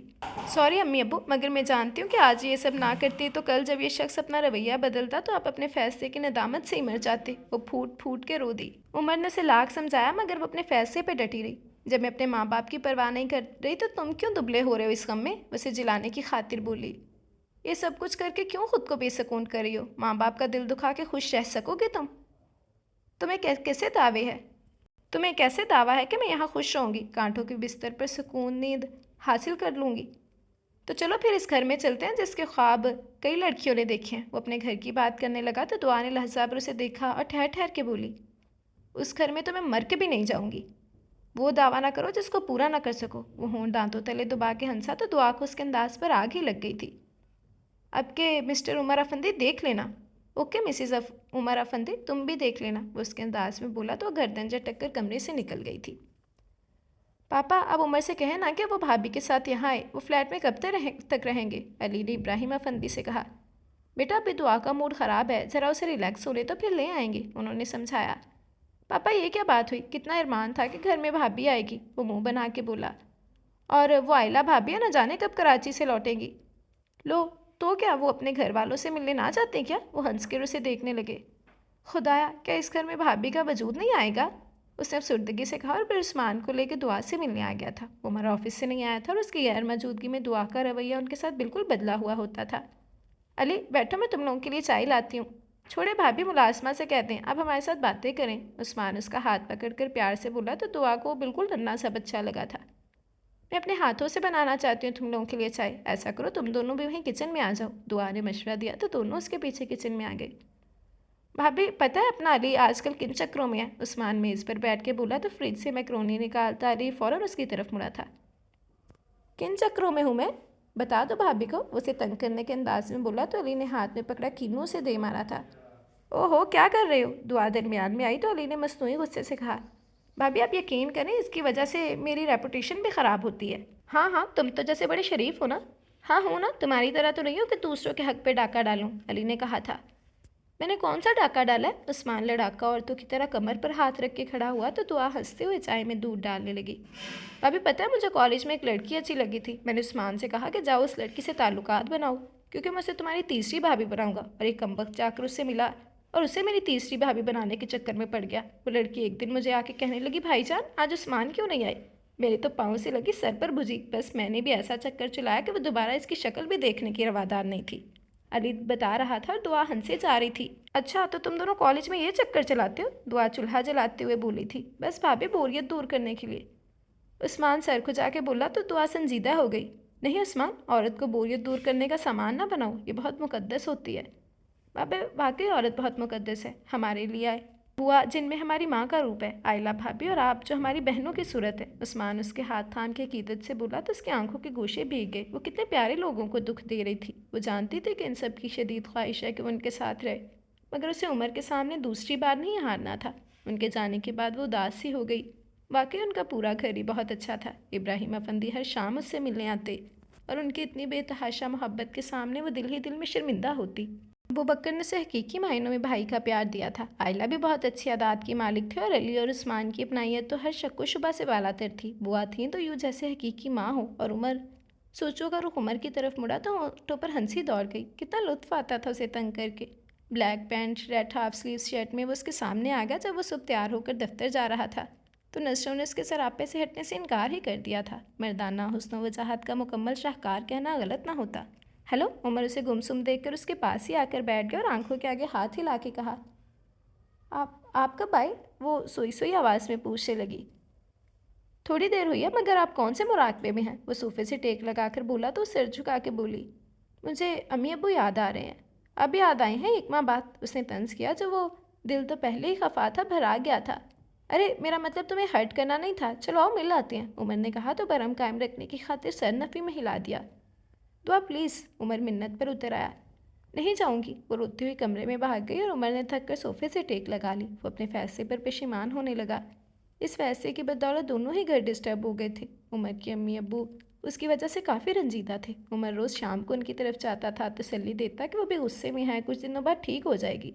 अपने घर जाता तो शर्मिंदा होने लगता। हालांकि इब्राहिम अफंदी ने कभी उसे कुछ नहीं कहा था, मगर वो अपनों से दूर होकर अपसेट था। वो अली और उस्मान के साथ बेफिक्री के दिन याद करके उदास हो जाता था और ये भी अच्छी तरह जानता था कि उनकी कितनी ख्वाहिश थी कि उमर की बीवी उनके साथ रहे। और शादी के बाद उमर भी उनसे दूर हो गया। वो अफसुर्दगी से हंसा था। कितनी ही देर यूं ही बैठे बैठे गुजर गई। दिमाग दर्द से फटने लगा था। दुआ रोते रोते सो गई। आंख खुली तो घड़ी 11 बजा रही थी। रुख मोड़कर उमर को देखना चाहा तो बेड खाली था। उमर कहाँ है? वो घबरा के उठी, बाथरूम में देखा मगर मायूसी हुई। बाहर आई तो वो सोफे पर उसी हालत में बैठा था जिससे वो ऑफिस से आया था। वो घबरा कर उसकी तरफ बढ़ी और माथे पर हाथ रखा तो बुखार में जल रहा था। दुआ घबरा गई। उमर ने सुर्ख सुर्ख आंखों से उसे देखा, फिर आंखें बंद कर लीं। वो शर्मिंदा हो गई थी। प्लीज़ दुआ, एक कप चाय बना दो, मेरे सर में बहुत दर्द है। पेन किलर दे दूँ? दुआ ने पूछा तो उमर ने नफ़ी में सर हिलाया था। नहीं, खाली पेट टेबलेट नहीं ले सकता। तो क्या आपने खाना नहीं खाया? दुआ को झटका लगा क्योंकि वो दिन का खाना भी नहीं खाता था। प्लीज़ एक कप चाय ले आओ। दुआ ने 2 मिनट के अंदर चाय बनाई और उसके पास से आई। उमर छोटे छोटे घूंट भरने लगा। सर दबा दूँ? दुआ ने खिदमात पेश की तो उमर ने बड़ी हैरत से उसके ऑफ़र को सुना था। नो थैंक यू, खाना ले आऊँ? नहीं, अब मैं सोऊंगा। वो कोट उठाकर कमरे में आ गया था। हमारी बेटी इतनी पत्थर दिल तो नहीं थी मतीन, दुआ की अम्मी ने रोते हुए कहा। वो क्या जवाब देते? वो तो खुद समझ नहीं पा रहे थे कि वो इतनी बेहिस क्यों हो रही थी। हालांकि उन्होंने उसके अच्छे मुस्तकबिल की खातिर ही तो ये फैसला किया था और वक्त ने उनके फैसले को सही होने का सबूत भी दिया था। उमर और उसका ख़ानदान आइडियल था। क्या कर सकते हैं हम? वो नादान अगर नहीं समझ रही तो आप जाके उससे मिल आए, शायद इतने बस अरसे बाद देखकर उसका गुस्सा दूर हो जाए। वो उसकी सूरत देखने को तड़प रही थी। अभी नहीं, उसे ज़रा कूल डाउन होने दो, गुस्सा उतरेगा तो बिल्कुल ठीक हो जाएगी। अभी उसे उसके हाल पर छोड़ दो। लेकिन देखो, ये तो मुझे यकीन है कि उमर एक बेहतरीन नौजवान है और फिर ये फैसला मैंने अपने रब से मशवरे के बाद किया है, कभी गलत हो ही नहीं सकता। तभी तो दिल को तसल्ली है, मगर ये वक्ती जुदाई भी दिल को छेद रही है। बस ज़रा हौसला रखो, इंशाल्लाह सब ठीक हो जाएगा। अगले दिन वो इब्राहिम अफंदी से मिलने गई तो उन्होंने भी तसल्ली दी। आप फिक्र ना करें, सब ठीक हो जाएगा। दुआ हमारी बेटी है मगर इस वक्त जज्बाती हो रही है, आहिस्ता आहिस्ता संभल जाएगी। आंटी, हम कल आएंगे आपके हाथ के करेले गोश्त खाने। उमर बड़ी तारीफ़ें करता है, अली ने कहा तो उसके सर पर हाथ फेर कर बोली। क्यों नहीं बेटे, तुम और उस्मान ज़रूर आना, बल्कि बुआ को भी साथ लाना। ठीक है आंटी। भाभी, आपने मुझे क्यों लिस्ट से निकाल दिया? इब्राहिम साहिब ने कहा तो वो बोली। भाई साहब, आपका अपना घर है। वो तो है ही। शाम को उमर भी आ गया। कितनी देर हंसी मजाक में गुजर गई। घड़ी ने 9 बजाए तो उमर को एहसास हुआ कि उसे काफ़ी देर हो गई है। अच्छा, मैं चलूँगा, काफ़ी देर हो गई है पापा। हाँ बेटा, तू अकेली होगी, काफ़ी देर हो गई है। इब्राहिम अफंदी घड़ी देख के बोले तो खुदा हाफिज़ कह के वापस आ गया था। नाराज़गी दुआ के हर अंदाज से जाहिर थी। दुआ, एक कप चाय ला दो, उमर ने जानबूझकर छेड़ने की खातिर कहा, वरना चाय का मूड तो बिल्कुल नहीं हो रहा था। नौकर नहीं हूँ आपकी, उसने साफ इनकार कर दिया और कमरे में चली गई तो उमर ने हंसते हुए 2 कप चाय तैयार की और बेडरूम में आ गया। वो बाजू आंखों पर रखे लेटी थी। दुआ, कप चाय टेबल पर रखकर उसने दुआ के बाजू को आंखों से हटाया था। दुआ, लो चाय पी लो, मैंने तुम्हारे लिए बनाई है। मुझे नहीं पीनी। नाराज़ हो मुझसे? क्यों, मैं क्यों नाराज़ होंगी? मुझे कोई परवाह नहीं अगर आप पूरी रात भी ना आए तो। वो जलकर बोली तो उमर ने ज़ोरदार कहका लगाया था। मुझे जलने की बू आ रही है। उमर, मुझे सोने दे, वो गुस्से से बोली थी। तो मैंने कब रोका है? हाँ, अगर कहती हो तो लोरी सुना देता हूँ। वो मजाक के मूड में था। ठीक है, मैं दूसरे कमरे में सो जाती हूँ। वो तकिया उठाकर गुस्से में जाने लगी तो उमर उसके सामने आ गया। तुम क्यों तस्लीम नहीं कर लेती कि तुम्हें मुझसे मोहब्बत है? आपको खुशफहमी है? वो आंखों में आंखें डालकर बोली तो दूसरी पल आंखें झुक गईं कि उसकी आंखों से छलकते जज्बे उसकी धड़कनों को मुंतशिर कर गए थे। अरे अरे, ऊपर देखो ज़रा। उमर को मज़ा आ रहा था उसे तंग करने में। नहीं देखती। सच खुल जाने से डरती जो हो। सच ये है कि मुझे आपसे कोई लगाव नहीं। वो सर झुकाते हुए बोली और वापस बेड पर लेट गई। उमर ने चाय का कप उसकी तरफ बढ़ाया तो उसने मुंह फेर लिया। अगले दिन उमर ने फिर घर जाने के सिलसिले में बात की तो वो डटाई से बोली, ये तो तय है मिस्टर उमर कि मुझे वहाँ कभी भी नहीं जाना, चाहे कुछ भी हो जाए। देखो दुआ, तंग ना करो, वहाँ पर सब तुम्हारा बेचैनी से इंतज़ार कर रहे हैं और फिर रमज़ान भी तो शुरू हो गया। उमर ने हर मुमकिन तरीके से उसे मनाना चाहा। तो क्या रमज़ान यहाँ नहीं होगा? वहाँ पर पापा, अली, उस्मान, अबू बकर, भाभी, हाजन, बुआ सब होंगे। مجھے ان کی کبھی خواہش نہیں رہی، میں نے اپنے والدین کو چھوڑ دیا تو تمہارے والدین کی بھی کوئی پرواہ نہیں ہے مجھے۔ اس کی بات تیر کی طرح عمر کے دل میں لگی۔ بھلا کب اس سے برداشت ہو سکتا تھا کہ کوئی اس کے اتنے پیاروں کے بارے میں اس طرح بات کرے، اور بات بھی وہ کرے جسے آپ کے سنگ تمام عمر بتانی ہو۔ تمہیں اپنے والدین کی پرواہ ہو یا نہ ہو، مجھے اپنا خاندان اپنی جان سے زیادہ پیارا ہے، اور میں ان کے بغیر نہیں رہ سکتا۔ عمر لفظ چبا چبا کے بولا۔ تو چلے جاؤ ان کے پاس، مجھے پرواہ نہیں۔ عمر کو اس کی بات پر بے پناہ غصہ آیا تھا۔ کتنی ہی دیر خاموشی سے اسے دیکھتا رہا، پھر تیزی سے وارڈروب کی طرف بڑھا اور اپنے کپڑے بیگ میں ڈالنے لگا۔ دعا کا دل دھڑکنے لگا۔ خدایا، یہ تو سچ مچ جا رہا ہے۔ وہ گھبرا گئی۔ بیگ بند کر کے وہ دروازے کی طرف بڑھا، مگر پھر اس کے پاس آ کر بولا، میں جا رہا ہوں، مگر ایک بات میری کان کھول کر سن لو، اب میں اس فلیٹ میں قدم نہیں رکھوں گا۔ آنا ہو تمہیں میرے گھر تو فون کر دینا، ڈرائیور لے جائے گا تمہیں۔ اس کے بعد وہ رکا نہیں۔ دعا اس کے جملوں پر پھر سے تپ گئی تھی۔ ہاں، فون کر دینا، اتنی گئی گزری بھی نہیں ہوں، وہ خود سے بولی، مگر رات ہوئی تو بے قراری پڑنے لگی۔ کسی پل چین نہیں آ رہا تھا۔ وہ بے وفا آنکھوں میں بیٹھ گیا تھا۔ نیند بھی اپنے ساتھ لے گیا تھا۔ کروٹوں پر کروٹیں بدلتی رہی۔ ساری رات ایک پل کو نیند آنکھوں میں نہ آئی تھی۔ تھک کے شادی کی مووی لگا لی۔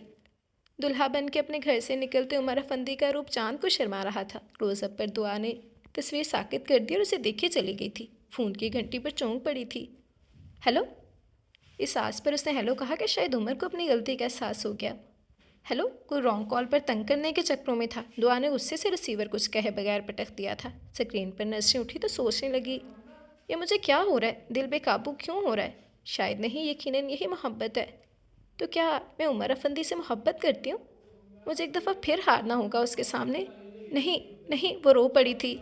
نہیں پاپا، میں وہاں نہیں جاؤں گا۔ ابراہیم افندی کے سمجھانے پر عمر نے صاف انکار کر دیا تھا۔ مگر وہ اکیلی ہے وہاں۔ پاپا، یہ اس کی اپنی ہٹ درمی کا نتیجہ ہے، اس میں اور کوئی قصوروار نہیں ہے۔ وہ غصے سے بولا تو ابراہیم افندی کو بھی غصہ آ گیا تھا۔ تمہاری ہٹ درمی کا نتیجہ ہے، الٹی چال کا نتیجہ الٹا ہی ہوتا ہے۔ پاپا، میں آپ لوگوں سے دور نہیں رہ سکتا، وہ ضد چو کے بولا۔ ایک وقت وہ تھا جب تمہارا بیان تھا کہ تم اس کے بغیر نہیں رہ سکتے۔ انہوں نے اسے یاد دلایا تو عمر نے سر جھکا لیا۔ پاپا، وہ تمہیں اب بھی اس کے بغیر نہیں رہ سکتا، مگر یہ تو طے ہے کہ اسے یہاں آنا ہوگا۔ عمر، خواہ مخواہ ضد نہ کرو اور واپس جاؤ۔ رمضان شروع ہو رہے ہیں، تمہیں اس کے ساتھ رہنا چاہیے، وہ تمہاری بیوی ہے۔ ابراہیم افندی نے اسے آرام سے سمجھایا تھا۔ نہیں پاپا، اسے یہاں آنا ہوگا۔ عمر، اپنی غلطیوں میں اضافہ نہ کرو۔ پاپا، مجھے اپنی غلطیوں کا احساس ہے اور اس کی میں سزا بھی بھگت رہا ہوں، وہ دھیرے سے بولا تو اس کے لہجے میں بڑا دکھ ابراہیم افندی کو بھی دکھی کر گیا تھا۔ ہر ایک نے عمر کو سمجھانے کے بعد دعا کو بھی سمجھایا، مگر دونوں اپنی ضد پر اڑے ہوئے تھے، ایک بھی جھکنے کو تیار نہ تھا۔ عمر اس کے امی ابو کے گھر آیا تو وہ بھی پریشان تھے۔ انکل، آپ فکر نہ کریں، سب ٹھیک ہو جائے گا۔ مگر عمر بیٹا، وہ اکیلی ہے وہاں، اس کی امی نے کہا۔ آنٹی، میں نے 2 ملازماؤں کو وہاں بھیج دیا ہے، اس کے علاوہ چوکی دار بھی ہے، اس کی آپ فکر نہ کریں، یہ آخری چال ہے، بلکہ اب کہ میں نے آخری حربہ استعمال کیا ہے، بس اب آپ خود دیکھتی جائیں۔ عمر کچھ سوچ کے مسکرایا تھا۔ بس بیٹا، ہم سے ہی غلطی ہوئی، اس سے چھپانا نہیں چاہیے تھا۔ اس کے ابو کو اس بات کا افسوس تھا کہ انہیں بیٹی کو لاعلم نہیں رکھنا چاہیے تھا، زبردستی منا لیتے۔ عمر بہت چپ چپ رہنے لگا علی، عثمان نے کہا تو علی نے بھی اس بات میں سر ہلایا تھا۔ دراصل اب دونوں ضد میں آ گئے ہیں، اگر یہی صورتحال رہی تو عید تو پھڈے میں ہی گزر جائے گی۔ عثمان اداسی سے علی کو دیکھنے لگا۔ آج 5واں روزہ ہے، وقت بھی تو کتنی جلدی گزرا ہے، دیکھنا پتہ ہی نہیں چلے گا اور عید آ جائے گی۔ تو پھر دماغ لڑانا پڑے گا کہ کیا کیا جائے۔ تم تو کچھ بھی نہ کرو، تمہارے آئیڈیا تو اور بھی معاملے کو بگاڑ دیتے ہیں، علی نے جھٹ سے کہا تھا۔ بکو مت، بلکہ دیکھنا بھابھی کیسے بھاگتی ہوئی یہاں آئیں گی، عثمان کچھ سوچ کے مسکراتے ہوئے بولا تھا۔ بس رہنے دو تم، علی اس کی بات کو دیوانے کی بڑھ ہی سمجھا تھا۔ وقت دھیرے دھیرے گزرنے لگا۔ عثمان سنجیدگی سے سوچنے میں مصروف تھا کہ 2 دن بعد نیا سال آ رہا ہے اور وہ پورے جوش و خروش سے تمام تر خوشیوں اور رونقوں کے ساتھ نئے سال کا استقبال کرنا چاہتے تھے۔ عمر کافی اپسیٹ رہنے لگا تھا، آفس سے بھی لیٹ آتا۔ ابراہیم افندی اس کی حالت دیکھ دیکھ کر پریشان رہنے لگے۔ اسے لاکھ سمجھاتے مگر وہ کسی قیمت پر اس کی طرف جانے کو تیار نہ تھا، اور ابراہیم افندی کو یوں دعا کا تنہا رہنا بھی مناسب نہیں لگ رہا تھا۔ دعا کو سمجھایا مگر وہ بھی سوائے وہاں آنے کے ہر بات ماننے کو تیار تھی۔ پاپا آئے نا، ہم ایک دفعہ پھر بھابھی سے بات کرتے ہیں، 2 دن بعد نیا سال شروع ہوگا، زیادہ اچھی بات ہوگی کہ ہم سب نئے سال کے موقع پر ایک ساتھ ہاتھ اٹھا کر ایک جیسی دعائیں مانگے، عثمان نے کہا تو عثمان اور علی کے ساتھ دعا کے پاس چلے آئے تھے۔ ابو آپ لوگ بیٹھے؟ دعا انہیں دیکھ کے کھل اٹھی تھی۔ کیسی ہو بیٹی؟ ابراہیم افندی اس کے سر پر ہاتھ پھیر کے بولے۔ ٹھیک ہوں ابو، چلو جلدی سے پیارے سے ہاتھوں سے چائے بنا کر پلاؤ، وہ پیار سے بولے تو دعا خوشی خوشی کچن میں آ گئی تھی۔ جلدی جلدی فریج سے شامی کباب نکالے، ساتھ ساتھ رس ملائی بنائی تھی۔ لے ابو، چائے تیار ہے۔ زبردست، شامی کباب؟ جو ہی ابراہیم افندی نے شامی کباب کی پلیٹ کی طرف ہاتھ بڑھایا، علی نے پلیٹ ان کے سامنے سے ہٹا لی۔ نو پاپا جانی، یہ ٹھیک نہیں ہے۔ کیوں؟ दुआ ने हैरत से पूछा। भाभी पापा जानी हाई ब्लड प्रेशर के मरीज़ हैं और इन्हें नमक गोश्त ये चीज़ें मना है, अली ने बताया तो दुआ रसमलाई उनकी तरफ बढ़ा के बोली थी। अब्बू आप ये ले लें। दुआ बेटा थोड़ा सा लूँगा, ज़रा मुंह का जायका बदल जाएगा, अब कि उन्होंने दुआ से कहा, मगर उसे उनकी ज़िंदगी अली और उस्मान की तरह ही अजीज़ थी। अब्बू जी जहर थोड़ा सा भी हो ख़तरनाक ही होता है। जी अब्बू जी, इसलिए मुझे भी आप बहुत अजीज़ हैं, उनकी गोद में सर रख कर बोली, साथ ही तो आंसू भी आंखों से निकल पड़े थे। हमें भी तुम अपनी ही बेटी की तरह अजीज़ हो। मुझे आइला और तुम पे फ़ख्र है कि तुम दोनों अच्छी ना होती तो मेरा ख़ानदान जो मोतियों की माला है टूट कर बिखर जाता। उसके बालों पर हाथ फेर कर बोले तो वो शर्मिंदा हो गई थी। मैंने कब इन मोतियों को जोड़ रखा है अब्बू, वो दिल ही दिल में बोली। दुआ बेटी। जी अब्बू जी, वो संभल कर बोली तो वो उसे देखे गए। क्या देख रहे हो? सोच रहा हूँ तुम्हारे मुँह से अब्बू जी कितना अच्छा और अपनायत भरा लगता है। मेरी तो ख्वाहिश थी कि मेरी औलाद भी मुझे यूँ ही पुकारती, मगर इनके मुँह पर तो पापा जाने ही चढ़ा हुआ है। अब्बू नाम कोई भी हो उसके पीछे मोहब्बत और जज्बा होना चाहिए। कितनी खूबसूरत बात करती है मेरी बेटी। अब्बू ले चाय तो ठंडी हो गई। दुआ को ख्याल आया, कोई बात नहीं, मुझे ठंडी चाय ही पसंद है। वो रसमलाई का डोंगा वापस रखते हुए चाय का सिप लेकर बोले थे। भाभी ज़बरदस्त, क्या लज्जत है, क्या जायका है, उस्मान लहक के बोला। दुआ बेटी एक बात मानोगी? इब्राहिम अफंदी असल बात की तरफ आए। जी अब्बू, वो जानती थी मगर फिर भी अजनबी बनी थी। बेटी अब हम मज़ीद तुमसे दूर नहीं रह सकते, चलो अपने घर, वहाँ की एक एक चीज़ तुम्हारा इंतज़ार कर रही है। अबू प्लीज़ वो बात ना करें जिसके लिए मुझे आपके सामने शर्मिंदगी हो, वो सर झुका के बोली। मगर क्यों बेटी? अबू मैं मजबूर हूँ, यूँ ना करें वरना मैं रो दूँगी। रूहान सी हो गई तो उस्मान बोला था। भाभी आपके चेहरे पे खुशी देखने के लिए आप अगर कहें तो सालों आपसे मिलने भी ना आए। अली ने कहा तो दुआ का जी चाहा फूट फूट कर रो दे, मगर वो कैसे चली जाती, कैसे खुद को एक दफ़ा फिर शिकस्त से दो चार करती। खुद उमर तो एक दफ़ा भी पलट कर नहीं आया था, वो भी तो यहाँ आके मुझे ज़बरदस्ती ले जा सकता था, मगर उसने यूँ मुझे यहाँ फेंक दिया जैसे मेरे साथ अपनी शादी के फ़ैसले पर भी शर्मिंदा हो गया हो। क्या झुकना मेरा ही नसीब है? नहीं नहीं, अब के मैं नहीं झुकूँगी, उसने साल मानना फ़ैसला कर लिया। कमरे में आई तो उमर की तस्वीर देखकर दिल फिर बेईमान होने लगा। अगर मैं चली जाऊँगी तो ये सारी चीज़ें जो जहेज़ के नाम पर मेरे वालिदैन ने इतने खलूस से दी हैं, ये यहाँ बंद होकर बेकार हो जाएंगी। क्यों इस बड़े महल में भला इनकी क्या वक़्त हो सकती है? नहीं, इस एक एक चीज़ से मुझे अपने अम्मी अब्बू की खुशबू आती है। मैं कभी अपने वालिदैन की हलाल की कमाई को यूँ बेवक़्त नहीं करूँगी। वो हर चीज़ के साथ लग कर रो पड़ी थी। दिल की भड़ास उसने सारी रात रोते हुए निकाली थी। सुबह होते ही वो सीधी अम्मी अब्बू की तरफ आ गई और अम्मी के गले लगकर फूट फूट कर रोने लगी। वो घबरा गईं। उसकी हालत देखकर सुरसुर आंखें, बाल बिखरे हुए, चेहरे पर सदियों की थकन। क्या हुआ दुआ, खैरियत तो है? अम्मी मुझे माफ़ कर दें, मैंने आप लोगों को परेशान किए रखा, हालांकि आपने तो बहुत अच्छा फ़ैसला किया था, उसने तस्लीम किया। तुम्हारा कोई झगड़ा हुआ है उमर से? बुआ ने अब्बू ने पूछा तो उसने नफ़ी में सर हिला दिया था। नहीं अब्बू, ऐसी कोई बात नहीं है। अब्बू ने कैसे बताती कि खुद जाना उसकी हार है। तो फिर तुम क्यों वहाँ नहीं जा रही? अब्बू मैं आप पर बोझ हूँ कि 2 दिन रहने के लिए नहीं आ सकती। वो पहले ही रंजीदा थे, उनकी बात पर रोना शुरू कर दिया था। अरे खामखा बोझ, तुम तो हमारी जान हो, अम्मी ने कहा और मतीन साहिब को वक्ती तौर पर खामोश रहने का इशारा किया। लोगों के लिए नया साल खुशियों की सौगात लाता है और मेरे लिए आंसू की बारिश है। क्या उमर की मोहब्बत महज सोने का पानी थी जो पीतल पर चढ़ा होता है? क्या मुझसे दूर होकर वो इतना मुतमिन है कि मेरी याद ही उसे नहीं आती, मुझे बेकरार करके सुकून से ज़िंदगी गुजार रहा है? अगले दिन रेहाना उससे मिलने आ गई। तमाम बात सुनने के बाद रेहाना कुछ सोच के बोली। दुआ वाकई यार, अच्छे बुरे लोग तो हर जगह होते हैं, अमीरों में भी और गरीबों में भी। और सच्ची बात है कि उमर भाई वाकई बहुत अच्छे हैं। मैं जुमा को इधर आई थी तो वो आए हुए थे ना? उमर इधर आए हुए थे? दुआ को हैरत हुई। हाँ आंटी बता रही थी कि वो हर दूसरे दिन यहाँ आते हैं, बल्कि एक दफ़ा तो उनके अब्बू और दोनों भाइयों को भी मैंने यहाँ से जाते देखा था। रेहाना की बातें उसे हैरान कर रही थी। वो तो समझी थी कि वो ज़्यादा से ज़्यादा 1-2 दफ़ा उनसे मिले होंगे। भाभी, जो ही दुआ ने दरवाज़ा खोला, परेशान सा उस्मान खड़ा था, आंखें सुर्ख अंगारा हो रही थी। उस्मान क्या हुआ है? खैरियत तो है? भाभी जल्दी चले, वक्त बहुत कम है। बात क्या है उस्मान? वो रूहान सी हो गई थी। भाभी उमर, वो जानबूझ कर रुक गया, उसमें हिम्मत ना थी कि आगे कुछ बताता। कहाँ है उमर? उस्मान, वो रुक रुक के बोली, दिल किसी अनहोनी पर धड़क रहा था। भाभी उन्हें दिल का दौरा पड़ा है शायद। नहीं उस्मान, वो वहीं बैठ गई। प्लीज़ कह दो ये झूठ है। भाभी चले ना, देर ना करें। उस्मान की आवाज़ भारी हो रही थी। मगर घर में अम्मी अब्बू भी नहीं है। खुदाया मैं क्या करूं? दुआ के आंसू मुसलसल बहे जा रहे थे। मैं ड्राइवर को छोड़ जाता हूँ, उन्हें बता देगा, उस्मान ने कहा तो इसी तरह उसके साथ चल पड़ी थी। खुदाया तू उमर को अपनी अमान में रखना, सब मेरी वजह से हुआ है, वरना वो तो बिल्कुल ठीक थे। वो सारे रास्ते दुआएं मांगती रही थी। उस्मान वो ठीक तो है? वो कौन? उस्मान भूल गया तो दुआ ने हैरत से उसे देखा कि उसके होशो हवास टेंशन की वजह से मुतासिर तो नहीं हो गए। उमर और कौन?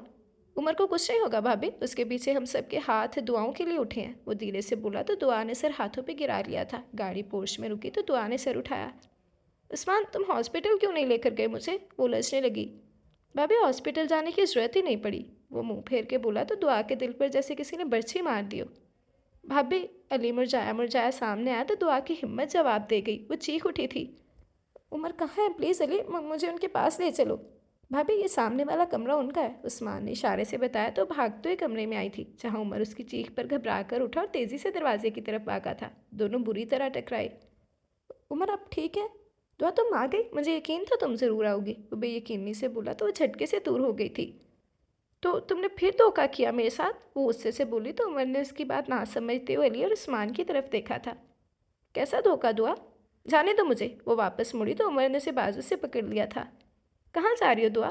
تم ہمیشہ فراڈ سے مجھے شکست دیتے ہو، جانے دو مجھے۔ وہ بازو چھڑانے کی کوشش کرنے لگی۔ دعا کون کہتا ہے کہ تمہیں شکست ہوئی ہے؟ تم تو ہمیشہ جیتی ہو، ہارا تو میں ہوں تم سے ہر موڑ پر۔ تم ہو جیتے ہوئے اور میں ہارا ہوا، میرے جذبات کا احترام کرو، شام کا ایک پہر میرے نام کرو۔ علی اور عثمان شرارت سے گانے لگے تو دعا نے گھور کر عثمان کو دیکھا تھا۔ اچھا تو عثمان اب کے دھوکہ تم نے کیا؟ دعا کو عمر کے چہرے پر معصومیت صاف نظر آ گئی تھی۔ جی بھابھی، مگر یہ حقیقت ہے عمر کو یہ دوسرا دل کا دورہ پڑا تھا۔ ایک تو اس وقت پڑا تھا جب یہ آپ کے کالج کا فنکشن اٹینڈ کر کے آیا تھا، اور دوسرا 2-3 دن پہلے جب حسرت سے کہنے لگا کہ کیا خدا مجھے تنہا ہی رکھے گا۔ بس یہ بات رحم دل اور درد دل رکھنے والے عثمان کے لیے کافی تھی، سو 2 بچھڑے دلوں کو یوں ملانے کا پروگرام بنایا۔ اگرچہ طریقہ کار پر خار تھا، مگر ڈھیروں پھولوں نے منزل پر آپ کا استقبال بھی تو کرنا تھا، عثمان نے اعتراف کیا تھا۔ ارے میری بیٹی آئی ہے، ابراہیم افندی نے اسے بازو میں بھر کر سینے میں ٹھنڈک اتاری تھی۔ السلام علیکم ابو، وہ سر جھکا کر بولی۔ اب کی بار تو یہ دھوکہ اور شکست اسے بھی دل سے قبول تھی۔ وہ جانتی تھی کہ یہ سب چاہتوں اور محبتوں کے پیکر ہیں، انہیں کھونا ایک المیہ ہوتا۔ لے ابو بکر بھائی بھی آ گئے، علی کی پرجوش آواز گونجی تو سب ابو بکر آئلہ سے ملنے لگے کہ وہ نیا سال اپنوں میں گزارنا چاہتے تھے۔ از اٹ ریئلی یو دعا؟ ابو بکر اس کے چہرے پر آئی لٹ کھینچ کر بولا تو مسکرا کر بولی تھی، یس اٹ از می۔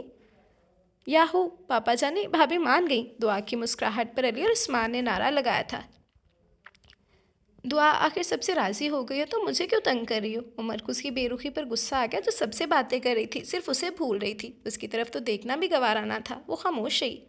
دیکھو نیا سال شروع ہونے میں صرف 15 منٹ ہے، اور خبردار جو اگلے سال میں منہ بگاڑ کر میرے ساتھ داخل ہوئی تھی۔ وہ اسے اپنی طرف جھٹکے سے موڑتے ہوئے بولا تھا، آپ نے میرے ساتھ دھوکہ کیا، جھوٹ کیوں بولا؟ اس کی ایک ہی رٹ تھی، محبوب کو دھوکے سے بھی منانا ثواب ہے ڈیئر، لیکن بس کرو دعا اور مان لو کہ وہ لوگ ہی برے ہیں جن کے خون میں حرام مال شامل ہو، اور ضروری نہیں ہر شخص کے پاس حرام سے کمائی ہوئی دولت ہی ہو۔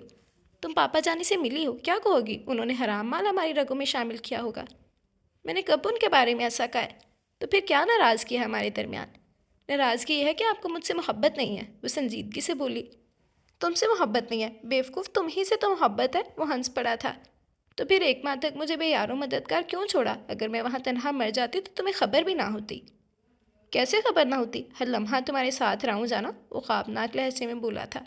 بس خیالی باتیں نہ کریں، نہ جانے تمہاری مٹی میں اللہ تعالیٰ نے بے اعتباری کی اتنی زیادہ ملاوٹ کیوں کی ہے؟ عمر نے چڑھ کر کہا تو وہ ہنس پڑی تھی۔ بس میری ساری اذیتیں تمہاری ایک مسکراہٹ سے دور ہو گئی ہیں، وہ آنکھیں بند کر کے بولا۔ اسی وقت دروازے پر دستک ہوئی تھی۔ عمر عثمان نے آوازیں دی تو عمر نے دروازہ کھول دیا۔ کیا بات ہے عثمان؟ عمر تم لوگ ابھی باہر رہو کیونکہ پورا 12 بجنے والا ہے، پھر انشاءاللہ 1999 شروع ہو جائے گا۔ علی نے بھی دروازے سے سر نکال کر کہا تو دونوں ہنستے ہوئے باہر آ گئے تھے۔ ابراہیم افندی نے دونوں کو ہنستے مسکراتے ساتھ آتے دیکھا تو ان کی دائمی خوشیوں کی دعائیں مانگی تھی۔ 12 بجے تو سب ایک دوسرے نے گلے مل کے مبارکباد دی۔ آئلہ اور دعا بوا کے ساتھ کچن میں چلی گئیں اور سب کی فرمائش پر گاجر کا حلوہ بنایا۔ بہت شکریہ امی ابو، آپ لوگوں نے میرے بارے میں اتنا اچھا فیصلہ کیا، اتنے اچھے لوگ میرا مقدر بنے۔ دعا نے دل ہی دل میں ماں باپ کا شکریہ ادا کیا تھا۔ بوا آپ بیٹھے، ہم حلوہ لاتے ہیں، دعا نے کہا تو وہ بھی اسے دعائیں دینے لگیں۔ دعا مجھے تو حلوہ بنانا آتا ہی نہیں، آئلہ نے کہا تو دعا بولی تو کیا ہوا، مجھ سے سیکھ لیں بھابھی۔ ہاں پھر میں ابو بکر کو امریکہ میں بنا کر کھلاؤں گی، آئلہ نے کہا تھا۔ بھابھی آپ چلی جائیں گی؟ ہاں عید کے چوتھے دن جائیں گے، آئلہ نے بتایا۔ بھابھی پھر کیا مزہ آئے گا؟ وہ اداس ہوئی تھی۔ لیکن یقین جانو دعا، اب کی بار جاتے ہوئے میں مطمئن ہوں گی، انکل کی طرف سے بہت فکر رہتی تھی مجھے۔ رات گئے یہ لوگ ہلا گلا کرتے رہے، ابراہیم افندی نے توکا تو سب اٹھ کھڑے ہوئے تھے۔ عمر آپ کا کمرہ اوپر ہے، عثمان نے عمر کو اپنے کمرے کی طرف بڑھتے دیکھ کر کہا تو وہ دونوں چونکے تھے۔ मगर ऊपर कमरे में कदम रखते ही महसूस हुआ जैसे वो कहीं फूलों से भरे बाग में आ गए हों। चारों तरफ रंग बिरंगे गुलाब के फूल थे। तो को सत्ता हो गया ये देख कर कि सारा कमरा उसके जहेज के सामान से सजा हुआ था। वो हर चीज़ को छू रही थी। उमर, ये कब आप यहाँ लाए? वो बेयकीनी से चीज़ों को देखते हुए उसकी तरफ मुड़ी थी। जब तुम अपने अम्मी अब्बू की तरफ गई थी। अच्छा हाँ, इसलिए कि हलाल कमाने वाले दूसरों की हलाल कमाई की भी कदर करते हैं। वो उसे कंधों से थाम कर संजीदगी से बोला तो दुआ ने मशकूर होते हुए सिर उसके सीने से लगा लिया। दुआ, इस दफ़ा मेरी तुम्हारे साथ पहली ईद होगी। मेरी तमन्ना है कि ईद साहब का ईदों से ज़्यादा खुशगवार गुजरे। कहो, मेरी ख्वाहिश का एहतराम करोगी ना? दुआ ने उमर के हाथों पर अपना नाजुक सा हाथ रखकर बड़े मान से कहा था। इंशाल्लाह ऐसा ही होगा। ना सिर्फ ये ईद बल्कि आइंदा आने वाली हर ईद हमारे लिए खुशियों की नवीद हिलाएगी और हलाल ईद हमारी आसूदा ज़िंदगी के उफ़क़ पर चार चांद लगाएगी। ख़त्म शुद्ध।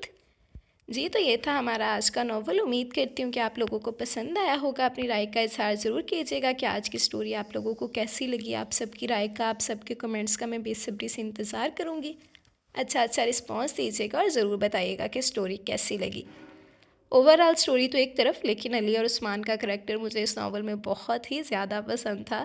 ख़ास तौर पर जब वो बुआ कहती है ना कि मेरी भी उम्र तुम्हें लग जाए, तो कहते हैं कि बुआ आपकी उम्र रह ही कितनी गई है। तो मतलब वो उनके सीन्स बहुत ही मज़े के थे। फिर वो कहता है कि उम्र को 2 दफ़ा दिल का दौरा पड़ा है। हर सीन, फिर वो वाला सीन जहाँ पर वो कहता है कि मैंने इसे बोला कि तुम्हारी होने वाली भाभी है, तो वो मुझे इसकी होने वाली भाभी बनाने लगा। कुछ ऐसा सीन जो भी था वो। लेकिन वो सीन्स, मतलब उनके सारे सीन्स ही मुझे बहुत पसंद है। उन दोनों भाइयों की नोक झोंक, फिर उनकी शरारतें, मतलब ईच एंड एवरीथिंग मुझे नावल इसी वजह से, इन 2 करैक्टर्स की वजह से मेन ज़्यादा पसंद था। वरना ओवरऑल स्टोरी देखी जाए तो इस तरह डिफरेंट भी थी, नो डाउट, क्योंकि मेन चीज़ जो थी, हमारे बहुत सारे लोगों के जहनों में यही बना हुआ है कि जो अपर क्लास लोग हैं वो बुरे होते हैं। हालांकि ऐसी चीज़ नहीं है। मेन चीज़ वहीं आ जाती है कि जो हलाल की कमाई खाते हैं वो कभी भी बुरे नहीं हो सकते, जिनकी रगों में हलाल की कमाई है। तो बस उम्मीद करती हूँ कि आप लोगों को स्टोरी अच्छी लगी होगी। आप लोग भी अपनी राय का इज़हार ज़रूर कीजिएगा कि आप लोगों को स्टोरी कैसी लगी। और सही कहते हैं ना कि 5 उंगलियां बराबर नहीं होती। जहाँ अच्छे लोग हैं वहाँ बुरे भी हैं, और जहाँ बुरे हैं वहाँ अच्छे भी हैं। तो उम्मीद करती हूँ कि कहानी आप लोगों को अच्छी लगी होगी। अपनी राय का इज़हार ज़रूर कीजिएगा। इसके अलावा जिसने अभी तक चैनल सब्सक्राइब नहीं किया है, जल्दी से चैनल सब्सक्राइब कर लें, बेल आइकन दबा दें ताकि हर आने वाली नई वीडियो आपको मिलती रहे। लाइक, कमेंट और शेयर करना मत भूलें, ठीक है जी। तो नावल का नेम था प्रीत हमारी रीत बाय लुबना जदून। उम्मीद करती हूँ कि कहानी आप लोगों को पसंद आई होगी। अपनी राय का इज़हार ज़रूर कीजिएगा। अच्छा रिस्पॉन्स दीजिएगा कि स्टोरी आप लोगों को कैसी लगी। तो चलिए हम एक दफ़ा अपना कमेंट सेक्शन देख लेते हैं, फिर उसके बाद वीडियो एंड करेंगे। वैसे दिन ब दिन आप लोगों के कमेंट्स कम ही होते जा रहे हैं, ऐसा क्यों है? अच्छे बच्चे बन जाओ, रिस्पॉन्स लाजमी दिया करो, कमेंट सेक्शन में लाजमी बताया करो कि कहानी आपको कैसी लगती है, ठीक है ना। तो चलिए हम कमेंट सेक्शन देखते हैं। फ़िज़ा मलिक कह रही nice story, thank you very much फ़िज़ा मलिक, आपको अच्छी लगी, मुझे खुशी हुई। आगे भी आपकी राय का बेसब्री से इंतज़ार रहेगा। ज़ैनब सगीर कह रही हैं बहुत बहुत अच्छी, thank you very much Zainab Sagir. जशीन कह रही हैं ज़बरदस्त, thank you very much जशीन। Osian Khan कह रही हैं nice novel, thank you very much Osian Khan. Then Shazia Anwar कह रही हैं वालेकुम अस्सलाम सिस, 6 मंथ से पहले के जो नावल्स हैं उन पर शॉर्ट कमेंट्स करती हूँ, और ये नावल बहुत अच्छा है, मज़ा आया। सारे करैक्टर बहुत अच्छे थे। शहरियार पर जो हुआ उसके साथ सही हुआ। अगर वरीशा को कोई गलत शख्स मिल जाता तो उसका क्या बनता। और वरीशा की अम्मी, माएँ कब बेटियों को दुखी देखती हैं। अल्लाह पाक सबकी माँओं को दुनिया और आखिरत की आफ़ियत अता करें। और जायदाद के पीछे लगने वाले लोग, उफ़, कुछ नहीं हो सकता ऐसे भी। एक तरीका, एक नंबर के लालची हैं, और बाकी शैज़ल और उसकी फ़ैमिली ज़बरदस्त। तो वाला नावल बहुत ही अच्छा था, मज़ा आया। Thank you very much Shazia, आपको अच्छा लगा, मुझे बहुत खुशी हुई। आगे भी आपकी राय का बेसब्री से इंतज़ार रहेगा। और बिल्कुल आप सही कह रही हैं कि अगर यही वरीशा को कोई गलत शख्स मिल जाता तो उस बेचारी की ज़िंदगी तो बर्बाद थी ना। तो बस अल्लाह पाक ऐसे बुरे लोगों से हम सबको महफूज रखे, शहरियार जैसे घटिया लोगों से। तो बहुत से लोग हकीकी दुनिया में भी ऐसे पाए जाते हैं। और जायदाद जो है ना, सही फरमाया गया है कुरान पाक में कि तुम्हारा माल, तुम्हारी औलाद आजमाइश है। तो ये ऐसे ही आजमाइश नहीं कहा गया, वाकई ये आजमाइश ही है हमारे लिए। और बस अल्लाह पाक हम सबको ख़ास तौर पे दौलत के लालच से महफूज रखे। आज की स्टोरी में भी मेन टॉपिक यही था कि जो मेन चीज़ है ना वो ये आ जाती है कि हम ये नहीं कह सकते कि अगर हमारे पास दौलत व जायदाद है तो झगड़े फसाद ही हों। हम अगर अच्छे से रहें, अगर हलाल की दौलत है ना तो वो पुरसकून तरीके से सब मामलात निमट जाते हैं। बेशक वो इस तरह, जैसे आज की स्टोरी में हमने देखा कि जिस तरह दुआ को गलत फहमी थी, दुआ ये चीज़ नहीं मानती थी कि जो दौलत वाले लोग हैं वो अच्छे हो सकते हैं, तो ये चीज़ थी। इसके अलावा जो वैसे दौलत जायदाद के झगड़े फसाद होते हैं, जिस तरह शहरयार का करैक्टर था कि वो दौलत हासिल करने के लिए उसने कितना खेल रचाया, तो बस ये चीज़ जो है, बस अल्लाह पाक इस सब से हमें महफूज रखे। और 500 उंगलियाँ वाकई बराबर नहीं होती। तो बाकी thank you very much Shazia. Then Iftikhar Gill कह रहे हैं very good, very nice novel, beautiful, thank you very much. Shazia कह रही हैं ज़बरदस्त, thank you very much Shazia. Umar Shayan कह रहे हैं to good, thank you very much, आपको अच्छा लगा, मुझे खुशी हुई, आगे भी आपकी राय का इंतज़ार रहेगा। आयशा आसिम कह रही हैं बहुत बहुत बहुत ज़बरदस्त novel, thank you very much Ayesha Asim, आपको अच्छा लगा, मुझे खुशी हुई, आगे भी आपकी राय का बेसब्री से इंतज़ार रहेगा। हारिस खान कह रहे हैं शुक्रिया आप भी, thank you very much Haris Khan. Chaudhary चट कह रहे हैं nice episode of the day, bless you, thank you very much Chaudhary Khan जी। तो ये थे हमारे आज के कमेंट्स। उम्मीद करती हूँ कि आप लोगों को हमारी आज की स्टोरी अच्छी लगी होगी। आप सबकी राय का, आप सबके कमेंट्स का बेसब्री से इंतज़ार रहेगा। अच्छा अच्छा रिस्पांस दीजिएगा और ज़रूर बताइएगा कि आज की स्टोरी आप लोगों को कैसी लगी। ठीक है, तो आपकी तरफ से मैं अच्छे से रिस्पांस का इंतज़ार करूँगी। अब आप लोग खुद देख लें कि कमेंट सेक्शन हमारा कितना छोटा था, तो कमेंट लाजमी किया करें। आप लोगों की तरफ से मोटिवेशन ही होती है जिससे मैं मोटिवेट हो जाती हूँ, फिर और ज़्यादा मज़े मज़े के नॉवेल्स आप लोगों के लिए ढूंढ पाती हूँ, रिकॉर्ड कर पाती हूँ, खुशी खुशी एनर्जेटिक हो जाती हूँ मैं। तो बस आप लोग मुझे अच्छा अच्छा रिस्पांस दीजिएगा और ज़रूर बताइएगा कि आज की स्टोरी आप लोगों को कैसी लगी। अब हम इंशाल्लाह मिलेंगे कल नए नॉवल के साथ, नए किरदारों के साथ। तब तक के लिए आप लोग आज की नॉवल इंजॉय करें। अब हम इंशाल्लाह हाजिर होंगे कल, तब तक के लिए मुझे इजाज़त दें। दुआओं में याद रखिएगा। अल्लाह हाफिज़।